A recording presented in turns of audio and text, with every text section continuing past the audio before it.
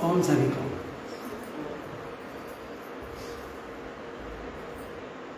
आज का सेशन शुरू करेंगे।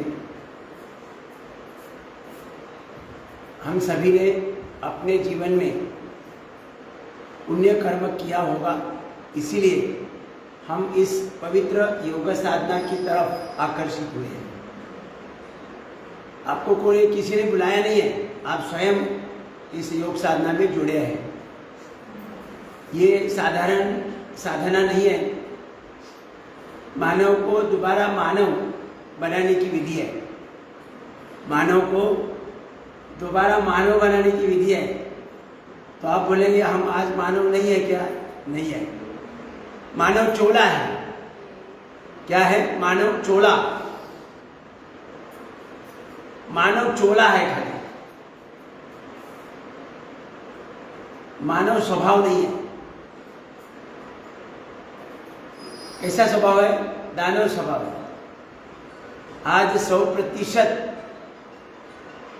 मानव चोला में है 850 करोड़ मानव, लेकिन दानव स्वभाव में है।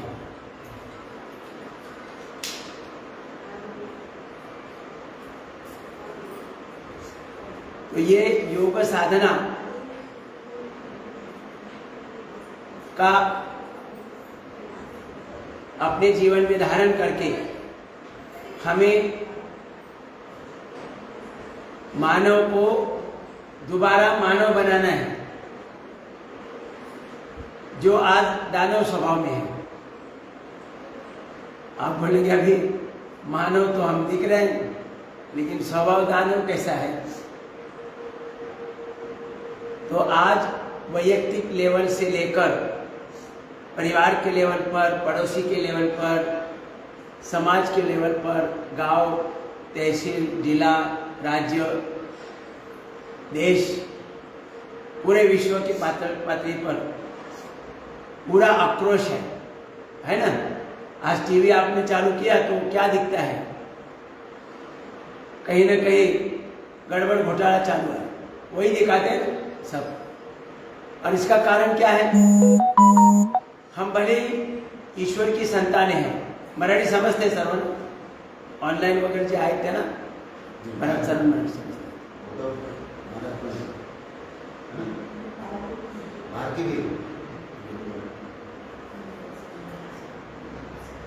हम सभी ईश्वर की संतानें हैं और ईश्वर ने हमें इतना समृद्ध बनाकर दिया है कि हमें कहीं भी कोई बाहर से लेने की आवश्यकता ही नहीं है। अपार शक्ति, अपार बुद्धिमत्ता, अपार गुण कौशल्य, अपार प्रेम भाव, अपार सहनशीलता भाव, अपार सहनशीलता भाव, अपने अंदर समाहित करने की शक्ति और एकात्म भाव, मतलब बिल्कुल मिलजुल कर रहने का भाव, ये अनेक प्रकार से हमें समृद्ध जीवन, शरीर, समृद्ध शरीर भगवान ने दिया है। लेकिन इस साम्राज्य का मतलब बहुत बड़ा साम्राज्य दिया है, शरीर रूपी बहुत बड़ा साम्राज्य दिया है। हार्डवेयर सॉफ्टवेयर टॉप क्वालिटी का है, हार्डवेयर सॉफ्टवेयर टॉप क्वालिटी का है, और उसमें ऐप भी डाउनलोड करके रखे। ऐप डाउनलोड करके रखे। ऐप का मतलब सबको पता है ना? मोबाइल में एक ऐप हम एक्टिवेट करते हैं, एक ऐप एक्टिवेट करते हैं तो कार्य आसान बन जाता है कि नहीं? कार्य आसान बन जाता है। जिस प्रकार का भी ऐप हमने एक्टिवेट किया, अगर बैंक वाला ऐप एक्टिवेट किया तो पूरी दुनिया से एक क्षण भर में पैसा यहां से वहां जाता है, वहां से वहां जाता है। आता है कि नहीं? समय नहीं लगता है। पूरी दुनिया से अगर पैसा किसी से आपके भेजना है तो 2-4 बटन दबाने से पैसा वहां चला जाता है, तुरंत वहां से बोलता है कि पैसा जमा हो गया, बराबर? या वहां बाहर दुनिया, सारी दुनिया से पैसा यहाँ भेजना है, उन्होंने भेजा और पूछा कि पैसा जमा हो गया क्या, तुरंत आप बोलते हाँ हो गया। तो कितना फास्ट है। सारे विश्व से कोई भी कार्य चुटकी भर से होता है कि नहीं। किसी से पेमेंट लेना है या किसी को पेमेंट देना है, क्षण भर में पेमेंट हो जाता है। कहीं भी जाना नहीं है, बैंक में जाना नहीं, पैसा निकालना नहीं, भरना नहीं, कुछ स्लिप भरनी नहीं है, कुछ नहीं है। तो ये क्या ऐप का मतलब सबको पता है। इलेक्ट्रिक का बिल भरना है तो 1 सेकंड में बिल भरना होता है। पहले तो हमें वो ऑफिस में जाना पड़ता था, ऑफिस में जाकर लाइन लगानी पड़ती थी, फिर लाइन में से नंबर आता है तब वो छुट्टे पैसे नहीं है तो फिर छुट्टा पैसा लेके लाने के लिए जाना पड़ता, छुट्टा पैसा लेके आना पड़ता है, फिर दोबारा लाइन में खड़ा रहना पड़ता है और फिर जाकर हम बिल भरते हैं। आज कैसा होता है, मोबाइल में 2-3 बटन दबाए बिल भरना हो गया। तो इसी प्रकार से हमारे शरीर में जो व्यवस्था बनी है, बहुत सारे अंग हैं और वो एक एक अंग 37 ट्रिलियन माइक्रो लेवल सेल से बने हैं। सभी अंग 37 ट्रिलियन माइक्रो लेवल के सेल्स हैं। एक बाल के अंदर करोड़ों सेल्स हैं। ये अपने आंखों से दिखाई भी नहीं देंगे, इतने माइक्रो लेवल के सेल्स हैं। और उसके अंदर एक एक ऐसी सेल कि जो हमें आंखों से दिखाई नहीं देती है, उसी सेल के अंदर लाखों कार्य चल रहे हैं। देखो कितनी अभूतपूर्व रचना है भगवान की। एक जो सेल हमें आंखों से दिखाई नहीं दे सकती है, उसी सेल के अंदर पूरा प्रोग्रामिंग किया है, सारे जीवन का प्रोग्रामिंग किया है। एक एक सेल में कौन सा कार्य घटित होना है। करोड़ों करोड़ों सेल्स ऐसे इकट्ठा आकर एक एक अंग बना है और उन्हें पूरे कुल मिलाकर हम उसे बॉडी सेल्स बोलते हैं। लेकिन एक एक अंग बोले तो eye cells, brain cells, hair cells, skin cells, ऐसे अलग अलग नाम से हम उन सेल्स को पहचानेंगे। आई सेल्स में, आई आंखों में करोड़ों सेल्स का आंख बनी है, करोड़ों सेल्स की आंख बनी है और एक एक सेल के अंदर अलग अलग प्रोग्रामिंग है। वह प्रोग्रामिंग किस प्रकार का है, दृष्टि के हार्मोन्स बनाने का। पूरे सेल जो 37 ट्रिलियन सेल्स हैं, उनके अंदर अलग अलग प्रकार के हार्मोन्स बनाने का प्रोग्राम है। जिस हार्मोन्स के ऊपर, हार्मोन्स के द्वारा हमारे शरीर का और जीवन का कार्य चलता है। संपूर्ण हमारे शरीर का कार्य और संपूर्ण जीवन का कार्य किसके ऊपर चलता है, जो सेल्स के द्वारा हार्मोन्स बनते हैं। हार्मोन्स बनते हैं। जब हम बीमार होते हैं और डॉक्टर के पास जाते हैं तो डॉक्टर क्या बोलते हैं, अगर आपका हार्ट में प्रॉब्लम है तो डॉक्टर क्या बोलेंगे, हार्ट अच्छी तरह से कार्य करे, इसलिए जिस प्रकार के सेल्स, ये हार्मोन्स हार्ट सेल ने बनाने चाहिए वो नहीं बन रहे। हार्ट प्रॉपर तरीके से भगवान की योजना अनुसार कार्य करे, इसलिए जिस प्रकार के हार्मोन्स चाहिए ये हार्ट सेल नहीं बना रहे, इसीलिए हार्ट का प्रॉब्लम आ रहा है। अगर वो पर्याप्त सेल्स हार्मोन्स बनाएंगे हार्ट सेल, तो हार्ट का प्रॉब्लम नहीं आएगा, हार्ट में किसी प्रकार की डिसऑर्डर नहीं आएगी। तो डॉक्टर बोलते हैं हार्ट सेल बराबर हार्मोन्स निर्मित नहीं कर रहे। तो मैं क्या करता हूं, जो हार्मोन्स की कमी है वो बाहर से उसको सपोर्ट देगा, चाहे वो इंजेक्शन होगा, लिक्विड होगा या गोली होगी, टैबलेट होगी।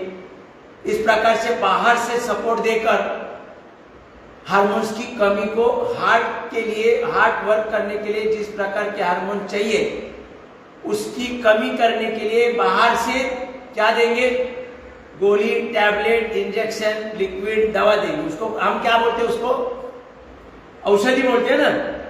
जो बाहर से देंगे तो औषधि बोलते हैं, उसी औषधि के द्वारा अंदर जो हार्मोन्स की कमी थी वो कमी को दूर किया जाएगा। दूर हो गए ना, जब सप्लाई देगा बाहर से, इंजेक्शन, गोली, लिक्विड या टैबलेट ऐसे देकर बाहर से उसे सप्लाई दिया जाएगा तो हार्मोन्स की कमी दूर होगी और हार्ट का काम बराबर चलने लगेगा। माने कुल मिलाकर किस चीज की कमी होती है शरीर में? अगर डिसऑर्डर आ रही है, बाल गिर रहे हैं या बाल सफेद हो रहे हैं, ब्रेन का कार्य बराबर नहीं है, तो किस चीज की कमी के कारण डिसऑर्डर आ रही है? किसकी कमी के कारण? हार्मोन्स की कमी के कारण। अभी हमने देखा ना, थोड़ा ध्यान लगा के देखो, मतलब पूरा ध्यान पूर्वक सुनो। हार्ट बराबर काम कर नहीं रहा है तो क्यों कर नहीं रहा है? डॉक्टर ने क्या बोला? हार्ट वर्क करने के लिए जिस प्रकार के हार्मोन चाहिए वो हार्ट सेल नहीं निर्माण कर रही है, इसलिए मुझे अभी बाहर से सपोर्ट देना पड़ेगा और वो सपोर्ट देने से हार्मोन्स की कमी दूर होगी। समझ गए ना? और तब हार्ट बराबर काम करेगा। बराबर? तो बाहर से सपोर्ट दिया तब उसका नाम क्या है? औषधि। सबने बोलो औषधि, इसीलिए ध्यान में नहीं आ रहा है ना। और जब अंदर निर्माण हो रहा है तो उसका नाम क्या है? हार्मोन्स। जोर से बोलो हार्मोन। डरना नहीं, गलत होगा तो भी चलेगा, कोई प्रॉब्लम नहीं, लेकिन साहस होना चाहिए, बोलने का साहस होना चाहिए। तो अंदर निर्माण हो रहा है तब उसका नाम क्या है? हार्मोन्स। और बाहर से सपोर्ट कर रहे तब इसका मतलब क्या हुआ कि हमारे शरीर में 37 ट्रिलियन सेल्स के अंदर औषधि की फैक्ट्री है।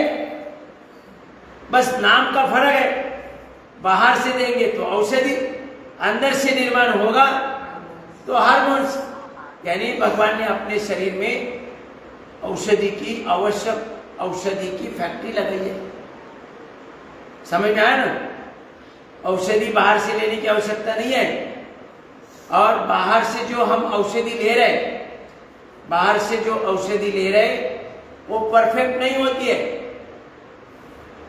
उसमें क्या होता है? आप डॉक्टर के पास कभी गए होंगे, वो डॉक्टर क्या बोलता है? प्रयोग करते हो, क्या बोलते हैं? मैं पूरा तपास वगैरह किया, सब कुछ देख लिया, ब्लड चेक किए वगैरह वगैरह सब, और बाद में क्या बोलता है कि देख लो अभी समस्या तो है, मैं 3 दिन की गोली देता हूँ, 3 दिन की औषधि देता हूँ, आप 3 दिन प्रयोग करके देख लो, अगर ठीक होता है तो ठीक, नहीं तो वापस आ जाएगी, है ना?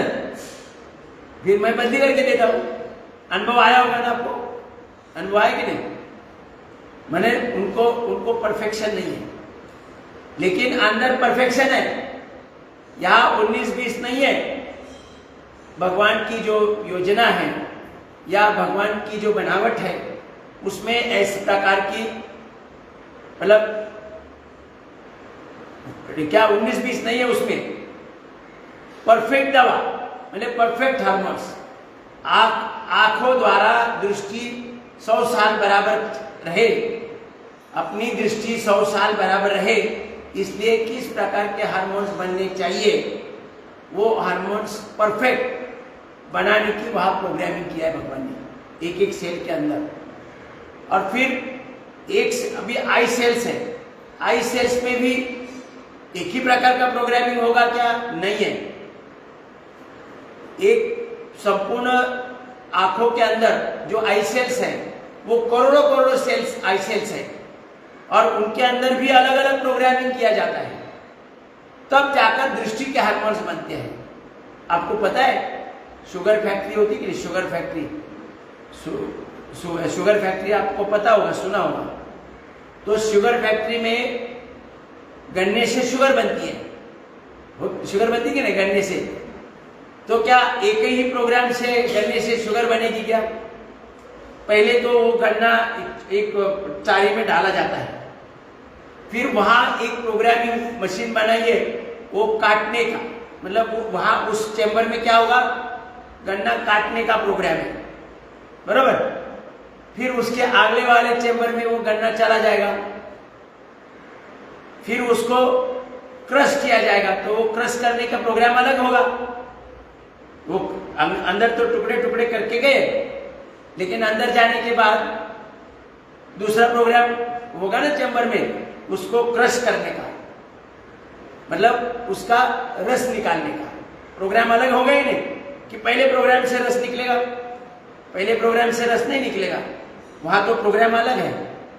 फिर उसके अगले चैम्बर में जाएगा, रस जाएगा, तो रस की तो पहले शुद्धि होनी चाहिए, जो रस आया है उसकी शुद्धि होनी चाहिए, तो वहां अलग प्रोग्राम है, अलग प्रोग्राम द्वारा उसकी शुद्धि होगी।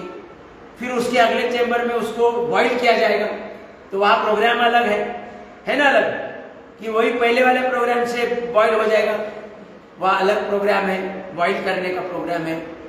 फिर उसके अंदर और कुछ केमिकल्स वगैरह जो भी रसायन डालने हैं, वो भी उसके अंदर वेगड़ा अलग प्रोग्राम होगा, है ना। तो फिर ऐसे अलग अलग चेंबर से होते होते होते अलग अलग प्रोग्राम से गया ना, अलग अलग प्रोग्राम मधून गेला की नाही, आणि मग शेवटी तिकडे गोणी लावलेली असते, तिकडे साखर येते, बराबर साखरेची पोती भरत जातात। म्हणजे या पूर्ण या कार्यामध्ये अनेक प्रोग्राम त्या अलग अलग वेगवेगळ्या चेंबर्समध्ये वेगवेगळे प्रोग्राम केले असतात, आणि त्या प्रोग्रामप्रमाणे कार्य संचालित होतं, आणि मग उसापासून साखर मिळते। तसे आपल्या प्रत्येक सेलमध्ये म्हणजे प्रत्येक अंगामध्ये जे कार्य घटित होणार आहे, आई सेल्स मध्ये दृष्टी के हार्मोन्स बनणार आहेत, दृष्टी के हार्मोन्स, आणि त्याच्यासाठी ज्या सेल्स आहेत आई सेल्स, त्याच्यामध्ये सुद्धा अशा प्रकारे वेगवेगळे प्रोग्राम द्वारा ते दृष्टीचे हार्मोन्स बनणार आहेत। अशा प्रकारे प्रत्येक अंगामध्ये ते अंग योग्य प्रकारे कार्य करावं, त्या अंगाचं कार्य योग्य प्रकारे चालावं म्हणून वेगवेगळ्या प्रकारचा प्रोग्राम केलेला आहे, आणि त्या प्रोग्रामची फाईल ओपन झाली पाहिजे। प्रोग्रामची फाईल ओपन झाली तर मग आवश्यक हार्मोन्स निर्मिती होईल।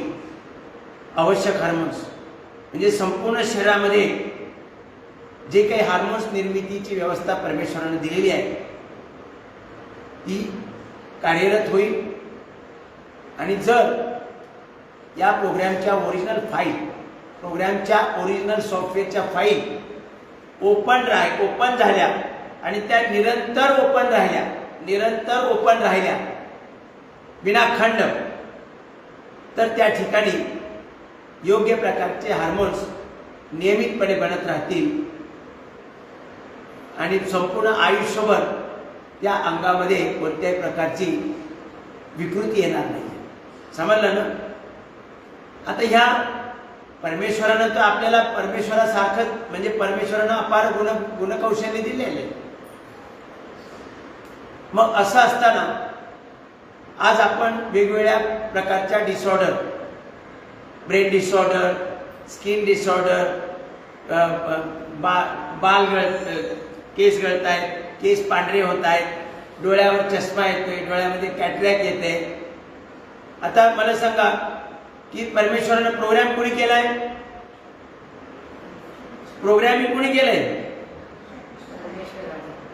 मला वाटतंय असं तर नाही ना की बाळ जन्मलं की कोटेशन पाठवायचे एवढ्या कंपन्यांना की आमच्या बाळाचं प्रोग्रामिंग करून द्यायचं, असं नाही। मग शंका कसली आहे? प्रोग्रामिंग कोण करतंय? मग बोला ना। म्हणजे असं तर नाहीये बाळ जन्मलं की कोटेशन मागवायचे किंवा आमच्या बाळाचं संपूर्ण बॉडीचं प्रोग्रामिंग करून पाहिजे, किती कोटेशन देणार सांगा? 37 ट्रिलियन सेलचं प्रोग्रामिंग बाहेरून तर घेत नाही ना कोणी, म्हणजे परमेश्वर स्वतः करतो ते। काय झालं?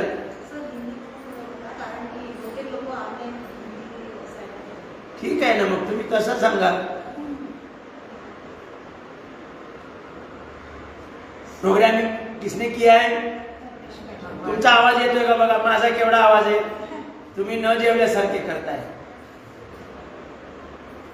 परमेश्वर प्रोग्रामिंग करत असताना पूर्ण प्रोग्राम करत असताना त्याच्यामध्ये अशी काही परमेश्वर जो काही प्रोग्राम करतो तो पूर्ण स्वरूप असतो आणि पवित्र असतो, बरोबर? पूर्ण स्वरूप आणि पवित्र असतो का? असं काही असेल प्रोग्राम करता करता एकाच्या डोळ्यामध्ये 40 वर्षानंतर कॅटरॅक्ट बनेल अशी कमांड आली, परमेश्वर टाकेल का? कमांड बनवली असेल, प्रोग्रामिंग केलं असेल असं की याला 50ला हार्टचे ब्लॉकेज निर्माण व्हावे अशी कमांड टाकली असेल? मग 60ला गेला की कंबर दुखेल असे काही मतलब असेल का? प्रोग्रामिंगमध्ये कमांड टाकली असेल? काय वाटतंय तुम्हाला? पण तरी काय होतंय? कॅटरॅक्ट होत आहे, हार्ट ब्लॉकेज होत आहे, हाय बीपी होतोय, लो बीपी होतोय की नाही? म्हणजे परमेश्वरानं तर प्रोग्राम पवित्र बनवलेला आहे, परमेश्वरानं प्रोग्राम पवित्र बनवलेला आहे आणि पूर्ण स्वरूप बनवले आहे. पण तरी सुद्धा आज आमच्या शरीरामध्ये वेगवेगळ्या अंगामध्ये काही ना काहीतरी डिसऑर्डर येते. याचा अर्थ की आमच्या सॉफ्टवेअरचे म्हणजे आमच्या एक एक जे माइक्रो लेवलचे सेल्स हैं, चाहे ते हेयर सेल होंगे या ब्रेन सेल होंगे या आई सेल्स होंगे, उनके अंदर जो प्रोग्रामिंग है वो परमात्मा ने बनाया है, तो पूर्ण स्वरूप है, पवित्र है. अगर उनकी ये ओरिजिनल सॉफ्टवेयर की फाइल ओपन होगी तो कार्य भगवान की योजना अनुसार होगा, गड़बड़ आने वाली नहीं. तो गड़बड़ आ रही है, इसका मतलब भगवान की योजना अनुसार कार्य हो नहीं रहा है और इसका कारण है कि ओरिजिनल सॉफ्टवेयर की फाइलें ओपन नहीं हो रही है. ओरिजिनल सॉफ्टवेयर की फाइलें ओपन नहीं हो रही है. अब क्यों ओपन नहीं हो रही? भगवान ने तो इतना साम्राज्य दिया है बोल रहे हैं आप, और फिर भी ये सॉफ्टवेयर की फाइलें क्यों नहीं भाई ओपन हो रही है? भगवान ने पूरा साम्राज्य दिया है, अनेक प्रकारची बुद्धिमत्ता म्हणजे अनेक प्रकारचे गुणकौशल्य बुद्धिमत्ता ये दिया है, ऐसा तो हम बोल रहे हैं आप, फिर ये सॉफ्टवेयर की फाइलें क्यों नहीं ओपन हो रही है? तो आपने कंप्यूटर चला रहा होगा, कंप्यूटर देखा होगा, चलाया होगा, पता है ना, हार्डवेयर सॉफ्टवेयर है, ऐप भी है उसमें, है ना. तो क्या एक कंप्यूटर की सॉफ्टवेयर की फाइल ओपन होने के लिए एक पर्टिकुलर एनर्जी चाहिए कि नहीं? पर्टिकुलर एनर्जी चाहिए, 240 वोल्टेज चाहिए. वो कम वोल्टेज है तो फाइल ओपन नहीं होती है, ये भी देखा है ना आपने.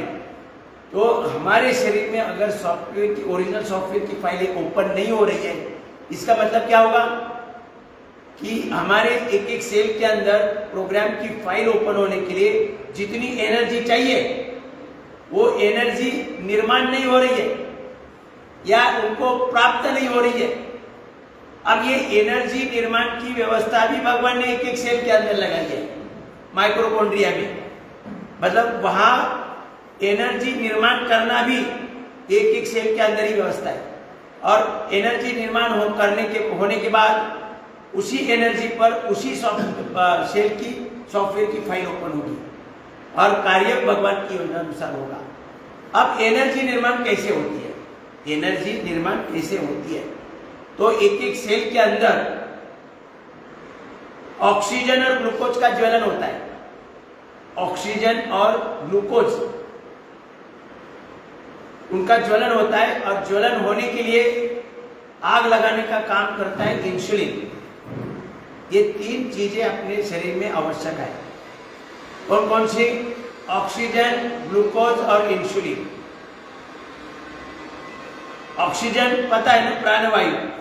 स्वयं भगवान प्राण रूप में आकर अपने शरीर में प्रवाहित होकर अपने शरीर का और अपने संपूर्ण जीवन का संचालन करते हैं.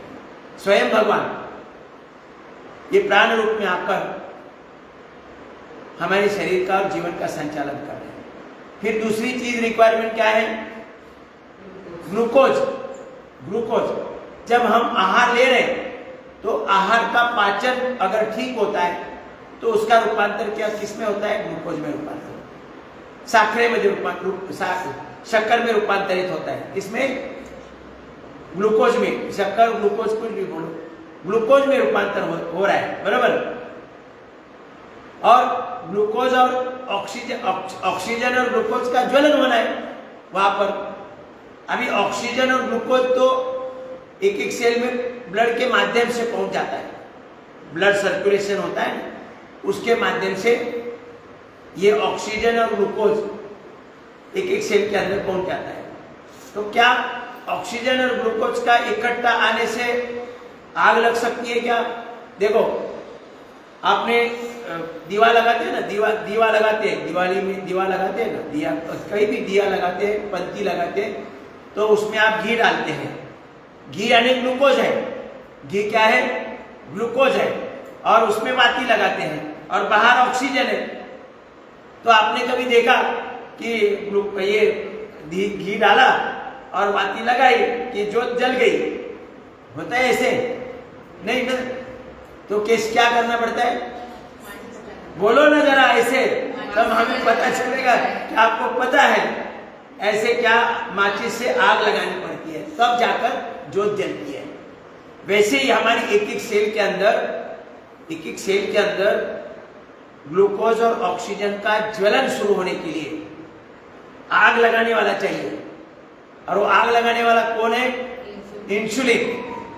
ये लेफ्ट साइड में जो पैंक्रियाज है उसका नाम ही अग्नाश है। क्या है? अग्नाश है। तो ये इंसुलिन निर्माण करता है और एक एक सेल तक पहुंच जाता है। और एक एक सेल में जब पहुंचेगा तब वहां ऑक्सीजन और ग्लूकोज का ज्वलन शुरू होता है और फिर एनर्जी निर्माण होती है। ज्वलन से एनर्जी निर्माण होती है। आपको पता है, या अपने आगगाड़ी पहले चलती थी ना, ट्रेन, वो कोळसा डालते थे तो ज्वलन से एनर्जी निर्माण होती है। ये पता है ना, ज्वलन से एनर्जी निर्माण होती है, बराबर। तो ऑक्सीजन और ग्लूकोज का ज्वलन इंसुलिन के माध्यम से ज्वलन होता है और वहां एनर्जी निर्माण होती है। और उसी एनर्जी पर उसी सेल की प्रोग्राम की फाइल ओपन होती है। अब वहां पर्याप्त एनर्जी निर्माण होनी चाहिए, बराबर। पर्याप्त एनर्जी निर्माण होनी चाहिए। 240 वोल्टेज, कितना? 240 वोल्टेज, मान लो 240 वोल्टेज। आपने नहीं तो कोई पूछेगा किताबों में, हमें तो किताबें दी है, उसमें तो कहीं लिखा नहीं 240 वोल्टेज। समझाने की दृष्टि से मैं बोल रहा हूं कि एक पर्टिकुलर एनर्जी वहां निर्माण होनी चाहिए। और वो कैसी होनी चाहिए? निरंतर, मतलब खंडित नहीं होनी चाहिए, निरंतर 24 आवर्स, 365 डे, सालों साल। तब हमारे किसी भी अंग में कोई डिसऑर्डर नहीं आएगी, क्योंकि सॉफ्टवेयर की फाइलें निरंतर ओपन रहेगी और कार्य भगवान ने जो निश्चित किया है सेल के द्वारा, प्रत्येक सेल के द्वारा कार्य निश्चित किया है, वही कार्य होगा। इसलिए अब आप बोलेंगे कि ऑक्सीजन, ऐसा तो हो नहीं रहा ना, हमारे शरीर में कहीं ना कहीं बीमारी है। हर किसी के पास बीमारी है। आज 100% लोग बीमार है, मैं भी हूं, आप भी हो, सब 850 करोड़ मानव बीमार है। तो इसका मतलब हमारे जो सेल्स हैं उसके अंदर पर्याप्त एनर्जी निर्माण नहीं हो रही है और इसीलिए पर्याप्त हार्मोन्स की निर्मित नहीं हो रही है। तो पर्याप्त एनर्जी क्यों निर्माण नहीं हो रही है? तो ऑक्सीजन, ग्लूकोज और इंसुलिन का बराबर सप्लाई नहीं हो रहा है। अब ये सप्लाई क्यों नहीं हो रहा है? देखो, ऑक्सीजन तो भरपूर है ना, हम भगवान ने नाक भी दिया है लेने के लिए और ऑक्सीजन भी भरपूर है। कि ऐसा कोई आता है म्यूनिसिपालिटी वाले का कि बिल बुक लेके, भाई देखो बाबा रामदेव के कहने से आप लंबा लंबा सांस ले रहे, लंबा लंबा सांस ले रहे, महीने के आखिर में बिल ज्यादा आएगा तो चिल्लाओ मत, आता है कोई बोलने ऐसा? फिर भी हम ऑक्सीजन बराबर नहीं ले रहे। तो पहली कमी क्या है? ऑक्सीजन की ही कमी है। हमारे शरीर में जो आज बिगाड़ हो रहा है उसके प्रमुख 2 कारण है, लेस ऑक्सीजन और लेस मूवमेंट। 2 प्रमुख कारण है, लेस ऑक्सीजन और लेस मूवमेंट, ये 2 कारण है। अभी लेस ऑक्सीजन, हम तो बोल रहे हैं कि भाई नाक दिया है भगवान ने, हवा भी ले रहे, दिन रात ले रहे, जन्म से मरे पर्यंत साथ ले रहे, फिर भी ये ऑक्सीजन की कमी क्यों हो रही है? सवाल आता है ना। हम आहार भी ले रहे हैं, हमारा पेट से डाइजेशन भी हो रहा है, ग्लूकोज भी बन रहा है, फिर ग्लूकोज की भी कमी आ रही है। हमारा पैंक्रियाज अग्नाशय काम कर रहा है, वो भी इंसुलिन दे रहा है। लेकिन आज अगर हम बीमार हो रहे हैं, अलग अलग अंगों में कार्य में डिसऑर्डर आ रहे हैं, इसका मतलब हमारी सॉफ्टवेयर की फाइलें बराबर निरंतर ओपन नहीं हो रही है। क्यों ओपन नहीं हो रही है? तो वहाँ निरंतर एनर्जी सप्लाई नहीं हो रहा है। एनर्जी सप्लाई नहीं हो रहा है, इसका कारण वहाँ पर एनर्जी निर्माण के लिए ऑक्सीजन, ग्लूकोज और इंसुलिन का सप्लाई बराबर नहीं हो रहा है। अब ये क्यों नहीं हो रहा है ना? समझ में आया ना अभी तक कि ऑक्सीजन, ग्लूकोज और इंसुलिन का सप्लाई बराबर अगर होता है तो बराबर ज्वलन होगा, पर्याप्त एनर्जी निर्माण होगी और पर्याप्त एनर्जी पर एक एक सेल की सॉफ्टवेयर की फाइल ओपन होगी। और प्रोग्राम तो भगवान ने किया है, तो वह प्रोग्राम के अनुसार कार्य होगा, गलत कार्य तो नहीं होगा। आंखों में कैटरेक्ट नहीं आएगा, double vision, colour vision, night vision आ जाए ना, आने अलग अलग अलग। इसका मतलब वहां पर ऑक्सीजन, ग्लूकोज का, इंसुलिन का पर्याप्त सप्लाई नहीं हो रहा है। अब सप्लाई क्यों नहीं हो रहा है ना, आया सवाल है ना। तो भगवान ने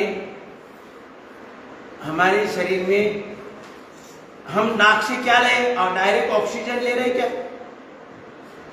नाक से डायरेक्ट ऑक्सीजन ले रहे हैं? यहां ध्यान दे दो, यहां ध्यान दे दो, नहीं तो भी देखो समझ में नहीं आएगा।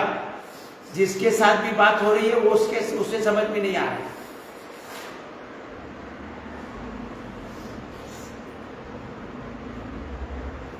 नाक दिया है, ऑक्सीजन ले रहे हैं, या डायरेक्ट ऑक्सीजन ले रहे हैं क्या? हम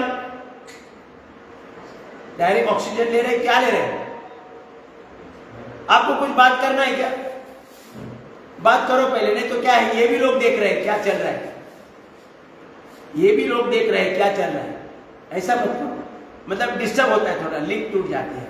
अब शांति से बैठो और कपालभाति करो। मैं आ रहा हूं धीरे धीरे कपालभाति पर, तो आप अभी से कपालभाति करो। ऐसा अपन मुद्रा लगाओ और कपालभाति करो और शांति से सुनो। एक बार समझ में आया ना तो आप जीवन भर बीमार नहीं होंगे। और आरोग्य संपन्न रहना कितना आसान है आपको पता चल जाएगा। अब मैं 25 साल से, देखो मुझे थ्रोट कैंसर था, अल्सर था, 210 बीपी था, 660 शुगर थी, 50 की उम्र में स्पॉन्डिलाइटिस था, दोनों घुटने गए थे। नी रिप्लेसमेंट डॉक्टर पीछे लग रहा था कि अभी नी रिप्लेसमेंट करके ले लो, नहीं तो नी रिप्लेसमेंट की स्थिति भी नहीं रहेगी, तो अभी ले लो, करके ले लो। आंखों पर चश्मा था 50 की उम्र में, और चश्मा नंबर बढ़ता जा रहा था। आज 76 में मुझे कोई समस्या नहीं है, और पिछले 25 वर्ष में मैं किसी डॉक्टर के पास नहीं गया, कोई दवा नहीं ली, कोई खर्च नहीं किया, एक पैसा भी खर्च नहीं किया 25 वर्ष के अंदर। आज मेरा 210 की जगह नॉर्मल 120/80 है, 660 के शुगर की जगह नॉर्मल शुगर है, घुटने की समस्या नहीं है, मैं घुटने पर खड़ा नहीं हो पाता था, आज मैं 10 माले की बिल्डिंग दौड़ के चढ़ता हूँ, कोई ऑपरेशन नहीं किया है। स्पॉन्डिलाइटिस के लिए 11 वर्ष में कॉलर लगाता था, डॉक्टर को बोला था, और ट्रैक्शन भी लेता था, मतलब रोज ऑफिस से आया कि वहां 20 मिनट ऐसे खींचकर बैठने का वहां पर, और फिर घर जाने का। ये सब छूट गया 25 साल में, कुछ कोई नहीं। अभी एक मतलब कण भर भी मुझे कोई पेनिंग नहीं है, ना डिसऑर्डर है, कहीं भी नहीं है। तो आज लोग जो लाखों करोड़ों रुपए खर्च कर रहे हैं बीमारी पर, केवल अज्ञान के कारण। वो अज्ञान परम पूज्य गुरुदेव जी का लक्ष्य है, ये अज्ञान दूर करना है कि हमें आरोग्य संपन्न रहने के लिए खर्च नहीं करना पड़ता है, हमें रोगी बनने के लिए पैसे खर्च करने पड़ते हैं। रोगी बनने के लिए पैसे खर्च करने पड़ते, निरोगी रहने के लिए खर्च नहीं करना पड़ता है। ये मेरा खुद का अनुभव है। हमारी सेल्स अगर बराबर हार्मोन्स निर्मित करेंगे तो हमारे शरीर में कोई बीमारी नहीं आ सकती है। अब कमी जो है, ऑक्सीजन की कमी है, तीनों चीजों की कमी है। पहली कमी क्या है? ऑक्सीजन की कमी है, लेस ऑक्सीजन और लेस मूवमेंट। तो लेस ऑक्सीजन, हम नाक से क्या ले रहे हैं? वायु ले रहे हैं, तुरंत जवाब आना चाहिए, मतलब आवाज तुरंत आनी चाहिए। हम नाक से क्या ले? वायु ले रहे हैं, बरोबर। और वायु कहाँ जा रही है? लंग्स के अंदर जा रहा है। लंग्स के अंदर 7 करोड़ 20 लाख वायुकोश है। लंग्स के अंदर 7 करोड़ 20 लाख बलून है, छोटे छोटे बलून है। ये छोटे छोटे बलून है लंग्स के अंदर। देखो 7 करोड़ 20 लाख, मतलब कितने छोटे छोटे बलून होंगे। और उसमें नाक से जो हमने वायु लिया है वो बलून्स में गया। तो बलून में से केवल ऑक्सीजन एब्सॉर्ब करने की व्यवस्था भगवान ने बनाई है। ये एब्सॉर्ब करने का काम कौन कर रहा है पता है? हमारे शरीर में ऑक्सीजन, मतलब वायु कोशों से, बलून से ऑक्सीजन एब्सॉर्ब करने का कार्य हीमोग्लोबिन को दिया है। किसको दिया है? हीमोग्लोबिन। ये हीमोग्लोबिन रेड ब्लड सेल में, कौन से सेल में? और रेड ब्लड सेल कहां पर है? ब्लड में। ब्लड में क्या क्या है? रेड ब्लड सेल है, व्हाइट ब्लड सेल है और प्लेटलेट है। मोटा मोटा बराबर है कि नहीं? WBC, RBC और प्लेटलेट है, बराबर। तो रेड ब्लड सेल के अंदर हीमोग्लोबिन है। ये हीमोग्लोबिन का काम क्या है? लंग्स के अंदर जो वायुकोश है उसमें से ऑक्सीजन एब्सॉर्ब करना है। उसे होल नहीं है, पतला सा पर्दा है बलून जैसा, उसमें से वो ऑक्सीजन एब्सॉर्ब करता है और पूरे शरीर के 37 ट्रिलियन सेल्स को ऑक्सीजन का सप्लाई देता है। कौन दे रहा है? बोलो ना जरा। हीमोग्लोबिन ऑक्सीजन का सप्लाई दे रहा है। कैसे दे रहा है पता चला? हमने नाक से वायु लिया, वायु बलून्स के अंदर आया, वायु कोशों के अंदर आया, वह हीमोग्लोबिन वेट कर रहा है आप कब वायु ले रहे और मैं कब ऑक्सीजन का एब्सॉर्ब कर रहा हूं। और ब्लड के माध्यम से पूरे शरीर के 37 ट्रिलियन सेल्स को ये ऑक्सीजन का सप्लाई दे रहा है। अब केवल लंग्स के माध्यम से ही दे रहा है क्या? देखो ऐसे आप करते रहेंगे ना तो आपको समझ में नहीं आया बहन जी, आपको ऐसे समझ में नहीं आ रहा है, आएगा, किसी को भी नहीं समझ में आया। थोड़ा सा शांति रखो, फिर 1.5 घंटे के बाद आप जितना बात करना है जितना वो बात करो प्लीज। मैं हाथ जोड़ के बोलता हूं, मुझे अच्छा नहीं लगता है। क्या ये तो गिने चुने लोग हैं, 5-6 लोग हैं। हाँ नाही बाजूला बसून करा, मग समोर बसून नका प्लीज। एकदम पाणी वगैरे काही नको, फक्त शांत बसा शांति से, मुझे लिंक टूट जाता है। देखो ये अगर समझ में आया ना तो जीवन भर किसी डॉक्टर के पास आप नहीं जाएंगे, किसी डॉक्टर के पास नहीं जाएंगे। हीमोग्लोबिन केवल लंग्स से ऑक्सीजन लेता है क्या? नहीं। हमारे स्किन से पसीना आता है, स्किन से पसीना आता है, माने छिद्र है कि नहीं? छिद्र से पसीना आ रहा है, तो इन छिद्र से वायु भी एंटर कर रहा है, तो उस वायु में से भी ऑक्सीजन एब्सॉर्ब करने का काम हीमोग्लोबिन कर रहा है। तो 2 जगह से ऑक्सीजन एब्सॉर्ब हो रहा है, लंग से और स्किन से, और ये ऑक्सीजन 37 ट्रिलियन सेल्स को सप्लाई किया जा रहा है। अभी इतना ही काम है का हीमोग्लोबिन का नहीं। जब ऑक्सीजन सेल के अंदर पहुंच जाता है, ग्लूकोज पहुंच जाता है, इंसुलिन पहुंच जाता है, तो क्या होता है? वहां आग लग जाती है, मतलब ऑक्सीजन और ग्लूकोज का ज्वलन होता है, ज्वलन होता है। और ज्वलन होने से तो कार्बन तैयार होता है, पता सबको पता है ना। वो कार्बन उठाने का काम भी भगवान ने हीमोग्लोबिन को दिया है। वहां जो ऑक्सीजन दिया, लेकिन कार्बन का जो कार्बन बन रहा है वो कार्बन उठाने का काम भी भगवान ने हीमोग्लोबिन को दिया है। तो हीमोग्लोबिन वहां ऑक्सीजन देता है, कार्बन लेता है, और कार्बन जैसे ऑक्सीजन 2 जगह से लिया है वही 2 जगह पर ये कार्बन छोड़ देता है, मतलब लंग्स में छोड़ता है और स्किन पर छोड़ता है, इसीलिए पसीने का दुर्गंध आता है। सुगंध बोलो ना फिर, मतलब शरीर की गंदगी पूरी बाहर फेंकने का कार्य स्किन के माध्यम से, पसीने के माध्यम से या लंग्स के माध्यम से, फिर हम सांस बाहर फेंक रहे हैं, है ना। तो इस प्रकार का कार्य अव्याहत, मतलब जन्म से लेकर मृत्यु पर्यंत कौन कर रहा है? हीमोग्लोबिन कर रहा है ना। कितना महत्वपूर्ण काम है ये। ऑक्सीजन के बगैर तो हमारा शरीर का एक सेल भी नहीं कार्य करेगा, बराबर ना। तो ये सबसे महत्वपूर्ण है। इसीलिए तो आपने कभी ब्लड चेक किया होगा तो पहला आइटम रहता है। क्यों रहता है? क्यों? इसी से शुरुआत होती है। पहला आइटम रहता है कि ब्लड चेक करे तो हीमोग्लोबिन कितना है। तो हीमोग्लोबिन महिलाओं के लिए 14 के आसपास और पुरुषों के लिए 16 के आसपास होना चाहिए। अब यहाँ किसी ने हीमोग्लोबिन चेक किया होगा? किसी ने किया है? कितना है? हाँ, 13.5, मतलब इसे ठीक है। लेकिन ज्यादातर लोगों का हीमोग्लोबिन कमजोर होता है, भाई लोगों का भी कमजोर होता है।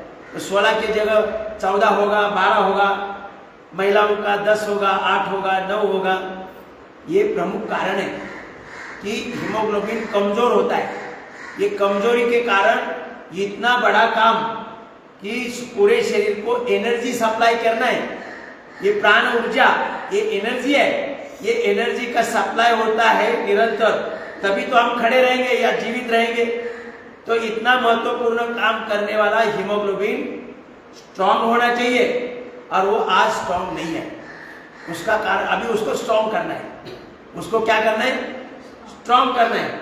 तो स्ट्रांग करना है, तो हीमोग्लोबिन स्ट्रांग करना है, तो रेड ब्लड सेल के अंदर हीमोग्लोबिन है, तो रेड ब्लड सेल बढ़ने चाहिए। और रेड ब्लड सेल बढ़ने चाहिए, रेड ब्लड सेल किस में है? ब्लड में है, तो ब्लड बढ़ना चाहिए, बरोबर। अभी ब्लड बढ़ने के लिए क्या करना चाहिए? पाचन ठीक होना चाहिए। इसीलिए मैं बोला कपालभाति पर आता हूं मैं। कपालभाति करते रहो, तो कपालभाति करने से हमारा पाचन ठीक होगा। जैसे ही पाचन ठीक होगा हमारा ब्लड बढ़ेगा, ब्लड के अंदर WBC, RBC, प्लेटलेट बढ़ेंगे, और RBC में जो हीमोग्लोबिन है वो स्ट्रांग तगड़ा बनेगा, और वो अपना कार्य बराबर करेगा। समझ में आया कि पाचन ठीक होना चाहिए। क्या होना चाहिए? पाचन। ये सेंट्रल गवर्नमेंट है, पेट है ना, ये सेंट्रल गवर्नमेंट है, मोदी सरकार है, ये मोदी सरकार है। और मंत्री कौन है? Kidney, liver, intestine, pancreas, gallbladder, prostate, uterus, ovary, ये सब मंत्रीगण है ना। मंत्री ये बराबर काम करेंगे तो पाचन ठीक होगा। पाचन ठीक होगा तो ब्लड निर्मित बराबर होगी, और ब्लड निर्मित बराबर होगी तो हीमोग्लोबिन स्ट्रांग होगा और कार्य निरंतरता से करता रहेगा। ये प्राण ऊर्जा, नाक से तो हम हवा ले रहे, लेकिन एब्सॉर्ब होना चाहिए। एब्सॉर्ब ना हो नहीं रहा है, डिसऑर्डर आ रही है, किसी को चश्मा लग रहा है, किसी को ब्रेन डिसऑर्डर आ रही है, किसी मेमोरी लॉस हो रहा है, कुछ ना कुछ हो रहा है, मतलब उसको ऑक्सीजन का सप्लाई नहीं हो रहा है। अगर पाचन ठीक होगा तो हीमोग्लोबिन स्ट्रांग होगा और ऑक्सीजन का सप्लाई बराबर होगा। और पाचन ठीक करने के लिए क्या करना चाहिए? कपालभाति। सर्च है ही नहीं का, ये मोदी सरकार है, अगर उनको हिलाएंगे, है ना, हिलाएंगे, मंत्री को हिलाना पड़ेगा। ये लेस मूवमेंट के कारण मंत्री सुस्त हो गए। लेस मूवमेंट, पहला कारण है लेस ऑक्सीजन और दूसरा कारण है लेस मूवमेंट। लेस मूवमेंट के कारण अपने सभी मंत्री सुस्त हो गए, काम कर नहीं रहे बराबर, जैसा काम होना चाहिए, पाचन होना चाहिए। आपको बताओ, आज दुनिया में 850 करोड़ मानव है, उन सभी का पाचन खराब है।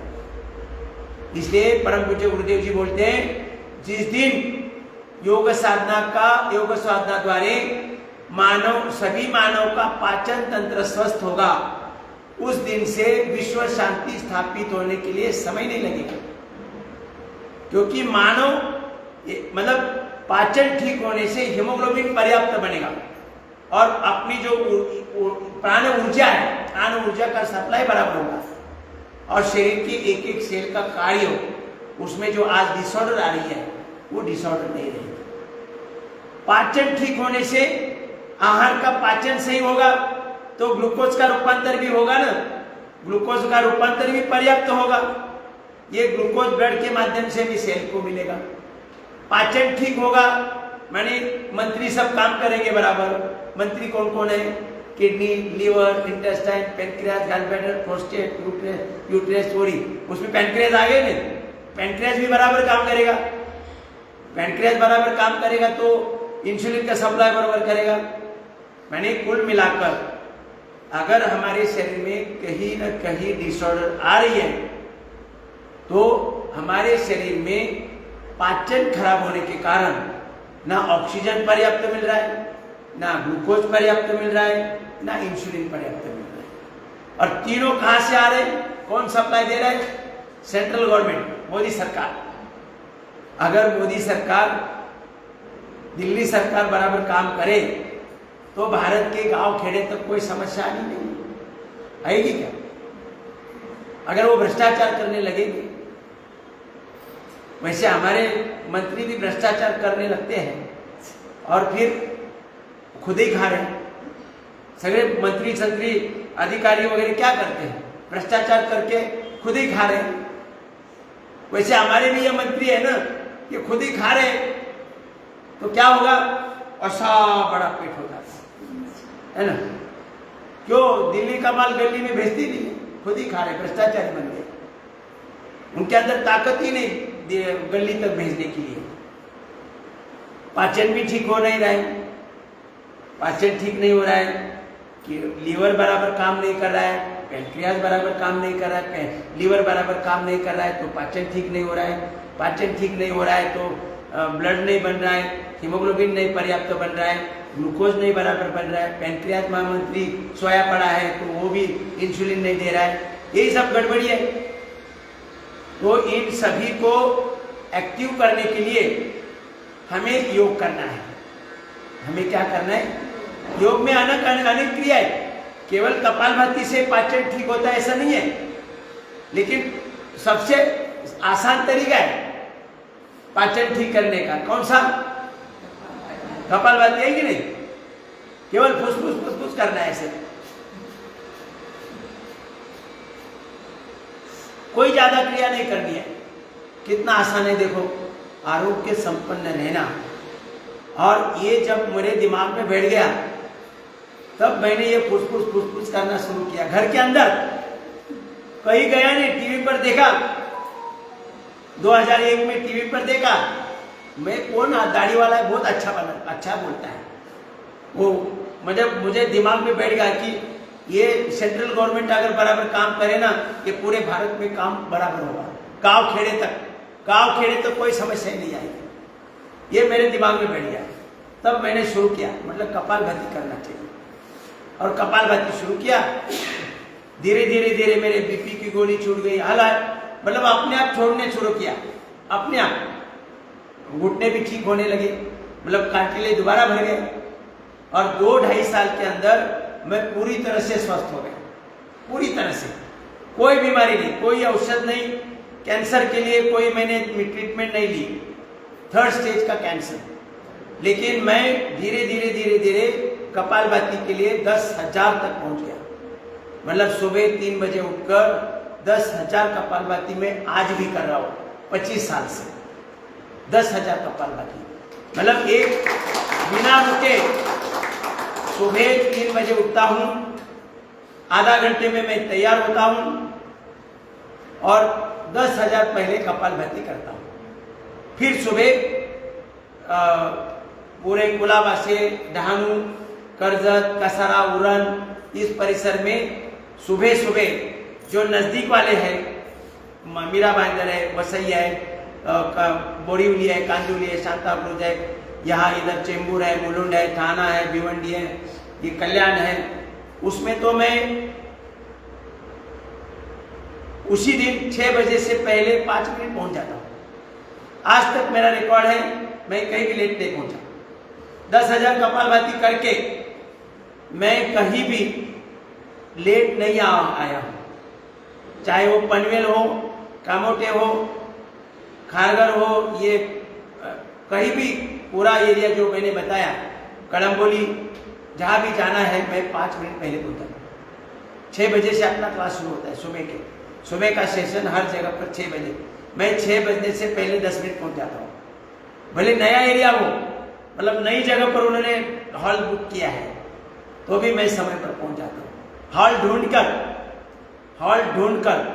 और मेरा तरीका क्या होता था मालूम है? अभी तो ये आया ना, क्या उसको गूगल आया, गूगल। वो उस समय तो नहीं था गूगल, तो उस समय मैं क्या करता था, कांदिवली कांदिवली गया मैं, फाट से कांदिवली जाता था गाड़ी चला कर खुद।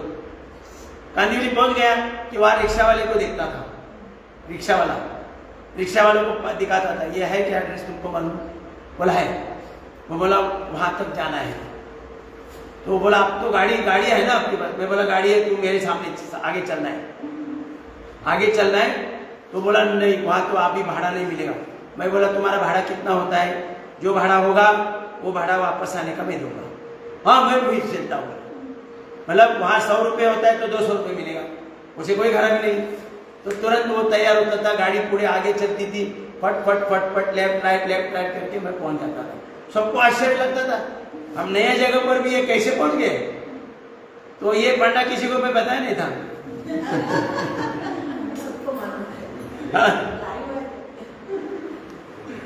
आप पहुंचते कैसे बोले? तो इस प्रकार से मैं पहुंच जाता था, समझे? तो कोई दवा की आवश्यकता नहीं है अपने शरीर के अंदर। मैं ये स्वयं उदाहरण हूं, इसलिए मैं सबको बोलता हूं, अगर योग कर रहे तो मैं स्टैम्प पेपर पर लिख के देता हूं, बाहर से दवा लेने की आवश्यकता नहीं है। पूरी व्यवस्था अपने शरीर के अंदर लगाई है। और ऊपर से हमें अपने पूर्वजों ने आयुर्वेद दिया है। आयुर्वेद माने दवा नहीं है, वेद। आयुर माने आयुष्य और वेद माने अनुभव। आयुष्य के अनुभव वो कोई औषधि नहीं है, हमारी आहार का ही एक भाग है, हमारा आहार का ही भाग है। हम अगर उन्होंने अपने पूर्वजों ने, ऋषि मुनियों ने अपने हजारों वर्ष के अनुभव हमें लिखित में ग्रंथ रूप में दिए कि लौकी की सब्जी खाते रहेंगे बीच में तो हार्ट की समस्या ही नहीं होगी। तो ये औषधि है क्या? लौकी आप खा रहे हफ्ते में 2 बार 3 बार, परिवार में खिला रहे, तो क्या ये दवा है? लेकिन वो आयुर्वेद है। आयुर्वेद माने आयुष्य के अनुभव, तो उसे आयुर्वेद बोलते। लोग बोलते ना, आप एलोपैथी की लिया, अगर कोई बीमारी ठीक होगी तो बोलते ना आयुष्य एलोपैथी की दवा से ठीक हुआ या आयुर्वेद की दवा से ठीक हुआ। तो ये भ्रम पैदा हुआ है। आयुर्वेद कोई औषध नहीं है, आयुर्वेद औषध, और ये आयुष्य के अनुभव है। इसलिए मैं बोलता हूँ दवा की आवश्यकता नहीं है। आप जैसे कुलित मालूम है, हुलगे, हमारे इधर मराठी में हुलगे बोलते हैं, और हुलगे का माड़गा बोलते हैं। माड़गा मतलब उसका पीठ बनाकर, आटा बनाकर उसका माड़गा बनाते हैं। अभी आप मॉडर्न भाषा में उसको सूप कहते हैं, समझते? मॉडर्न भाषा में क्या बोलते हैं? सूप। तो अगर ये कुलित का सूप घर में हफ्ते में 2 बार आप खिलाएंगे सबको, पेट शरीर के अंदर स्टोन नहीं बनेगा। किसी के भी पेट के शरीर के अंदर स्टोन नहीं बनेगा, किसी के भी शरीर में। कुलित भूल गए, नंतर बोलतो आप, नंतर बोलो, नंतर बोला। मेरा बोलने का एक मतलब है कि अपने को बाहर से दवा लेने की आवश्यकता नहीं है। औषध की फैक्ट्री बनी है, औषध की फैक्ट्री है। वो फैक्ट्री खाली चालू करनी है। जो सुस्त पड़ी है, मंत्री काम नहीं कर रहा है बराबर, kidney, liver, intestine, pancreas, gallbladder, prostate, uterus. अभी आप नीम के पत्ते अगर बीच बीच में भी खाते रहेंगे घर में, सभी नीम के पत्ते दो चार पत्ते कभी कभार मिल जाए तो खाए। पीपल के पत्ते खाए शाम को, तो किडनी की समस्या ही नहीं आएगी, किडनी की समस्या नहीं आएगी। पुदीने का रस यूज करेंगे तो लीवर महाराज बराबर काम करेंगे, लीवर खराब ही नहीं होगा। फैटी लीवर हो गया, लीवर स्विंग हो गया, ये हो गया, हेपेटाइटिस बी, ये हेपेटाइटिस के बड़े प्रकार है ना, जॉन्डिस वगैरह होने का संभव नहीं है।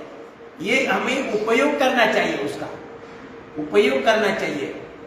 कड़ी पत्ता है, कितने मसाले हैं, कड़ी पत्ता है, कोथिंबीर है, अदरक है, लहसुन है, प्याज है, ये सब जो मसाले हैं ना, ये हमारे ऋषि मुनियों ने हमें मतलब हमें परोस दिया है। ये अनुभव अपने, प्याज खाओ, लहसुन खाओ, अदरक खाओ, अलग अलग उसका उपयोग अलग अलग मौसम में कैसे करना है, उसके बारे में पूरा नॉलेज दिया है। ये लौंग है, काली मिरी है, दालचीनी है, तेज पत्ता है, कई सारे मसाले हैं। वो तो औषधि थोड़ी है, आहार का ही भाग है। इसलिए मैं बोलता हूँ आपको बाहर से लेने की आवश्यकता नहीं है। तो हमारा पाचन ठीक होता है, पाचन ठीक होता है तो हमारा ऑक्सीजन बराबर होगा, हीमोग्लोबिन बराबर होगा तो ऑक्सीजन बराबर मिलेगा, बराबर। पाचन ठीक होगा माने ग्लूकोज बराबर बनेगा, पाचन ठीक होगा माने पैंक्रियास बराबर काम करेगा, पैंक्रियास बराबर काम करेगा तो इंसुलिन बराबर देगा।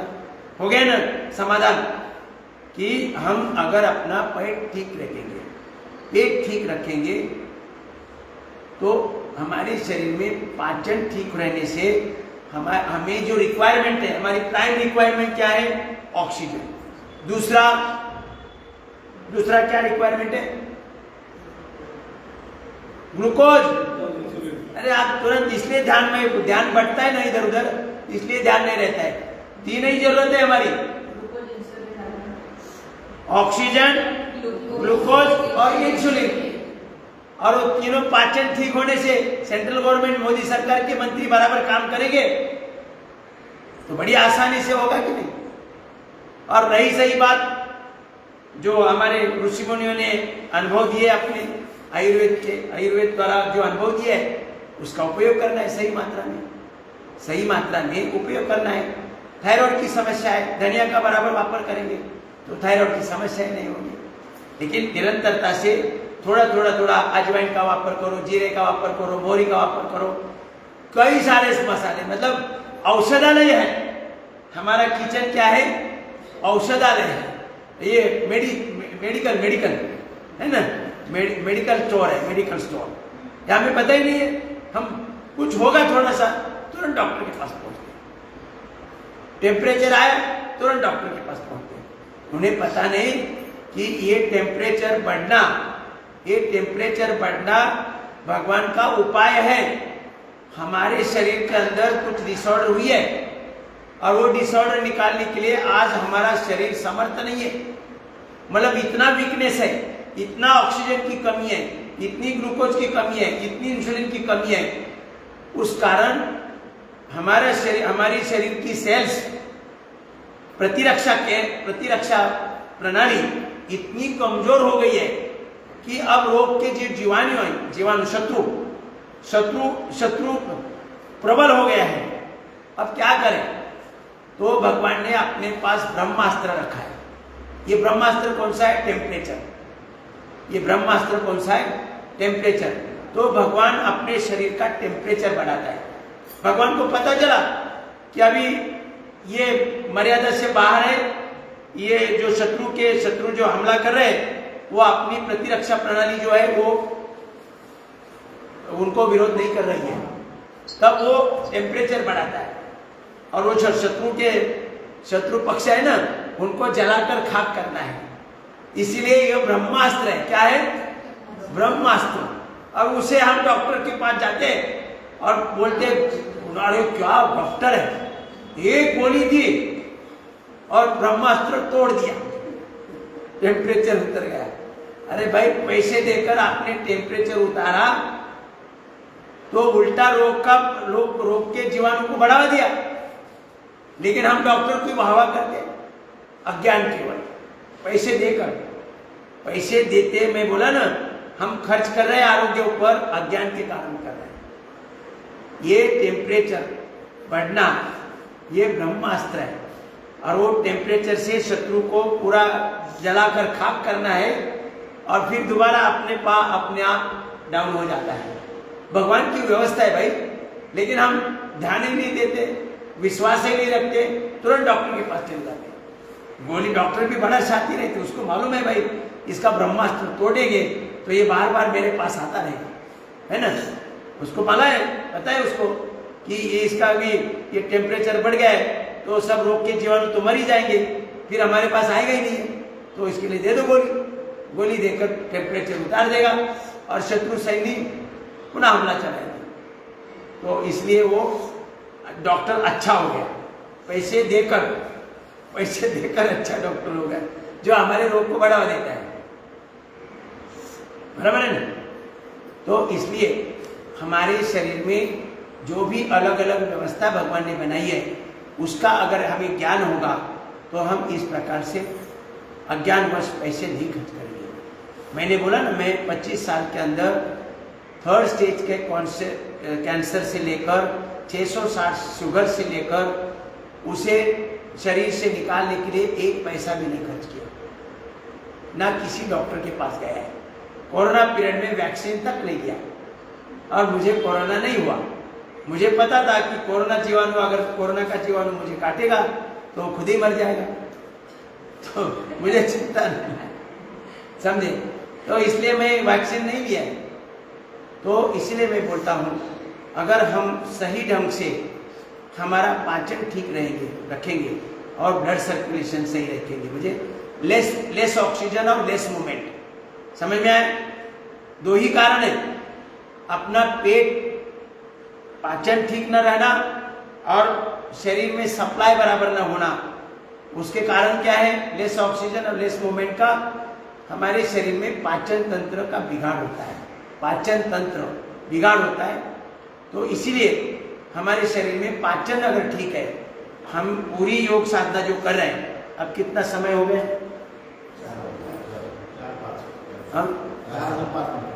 4:05 कर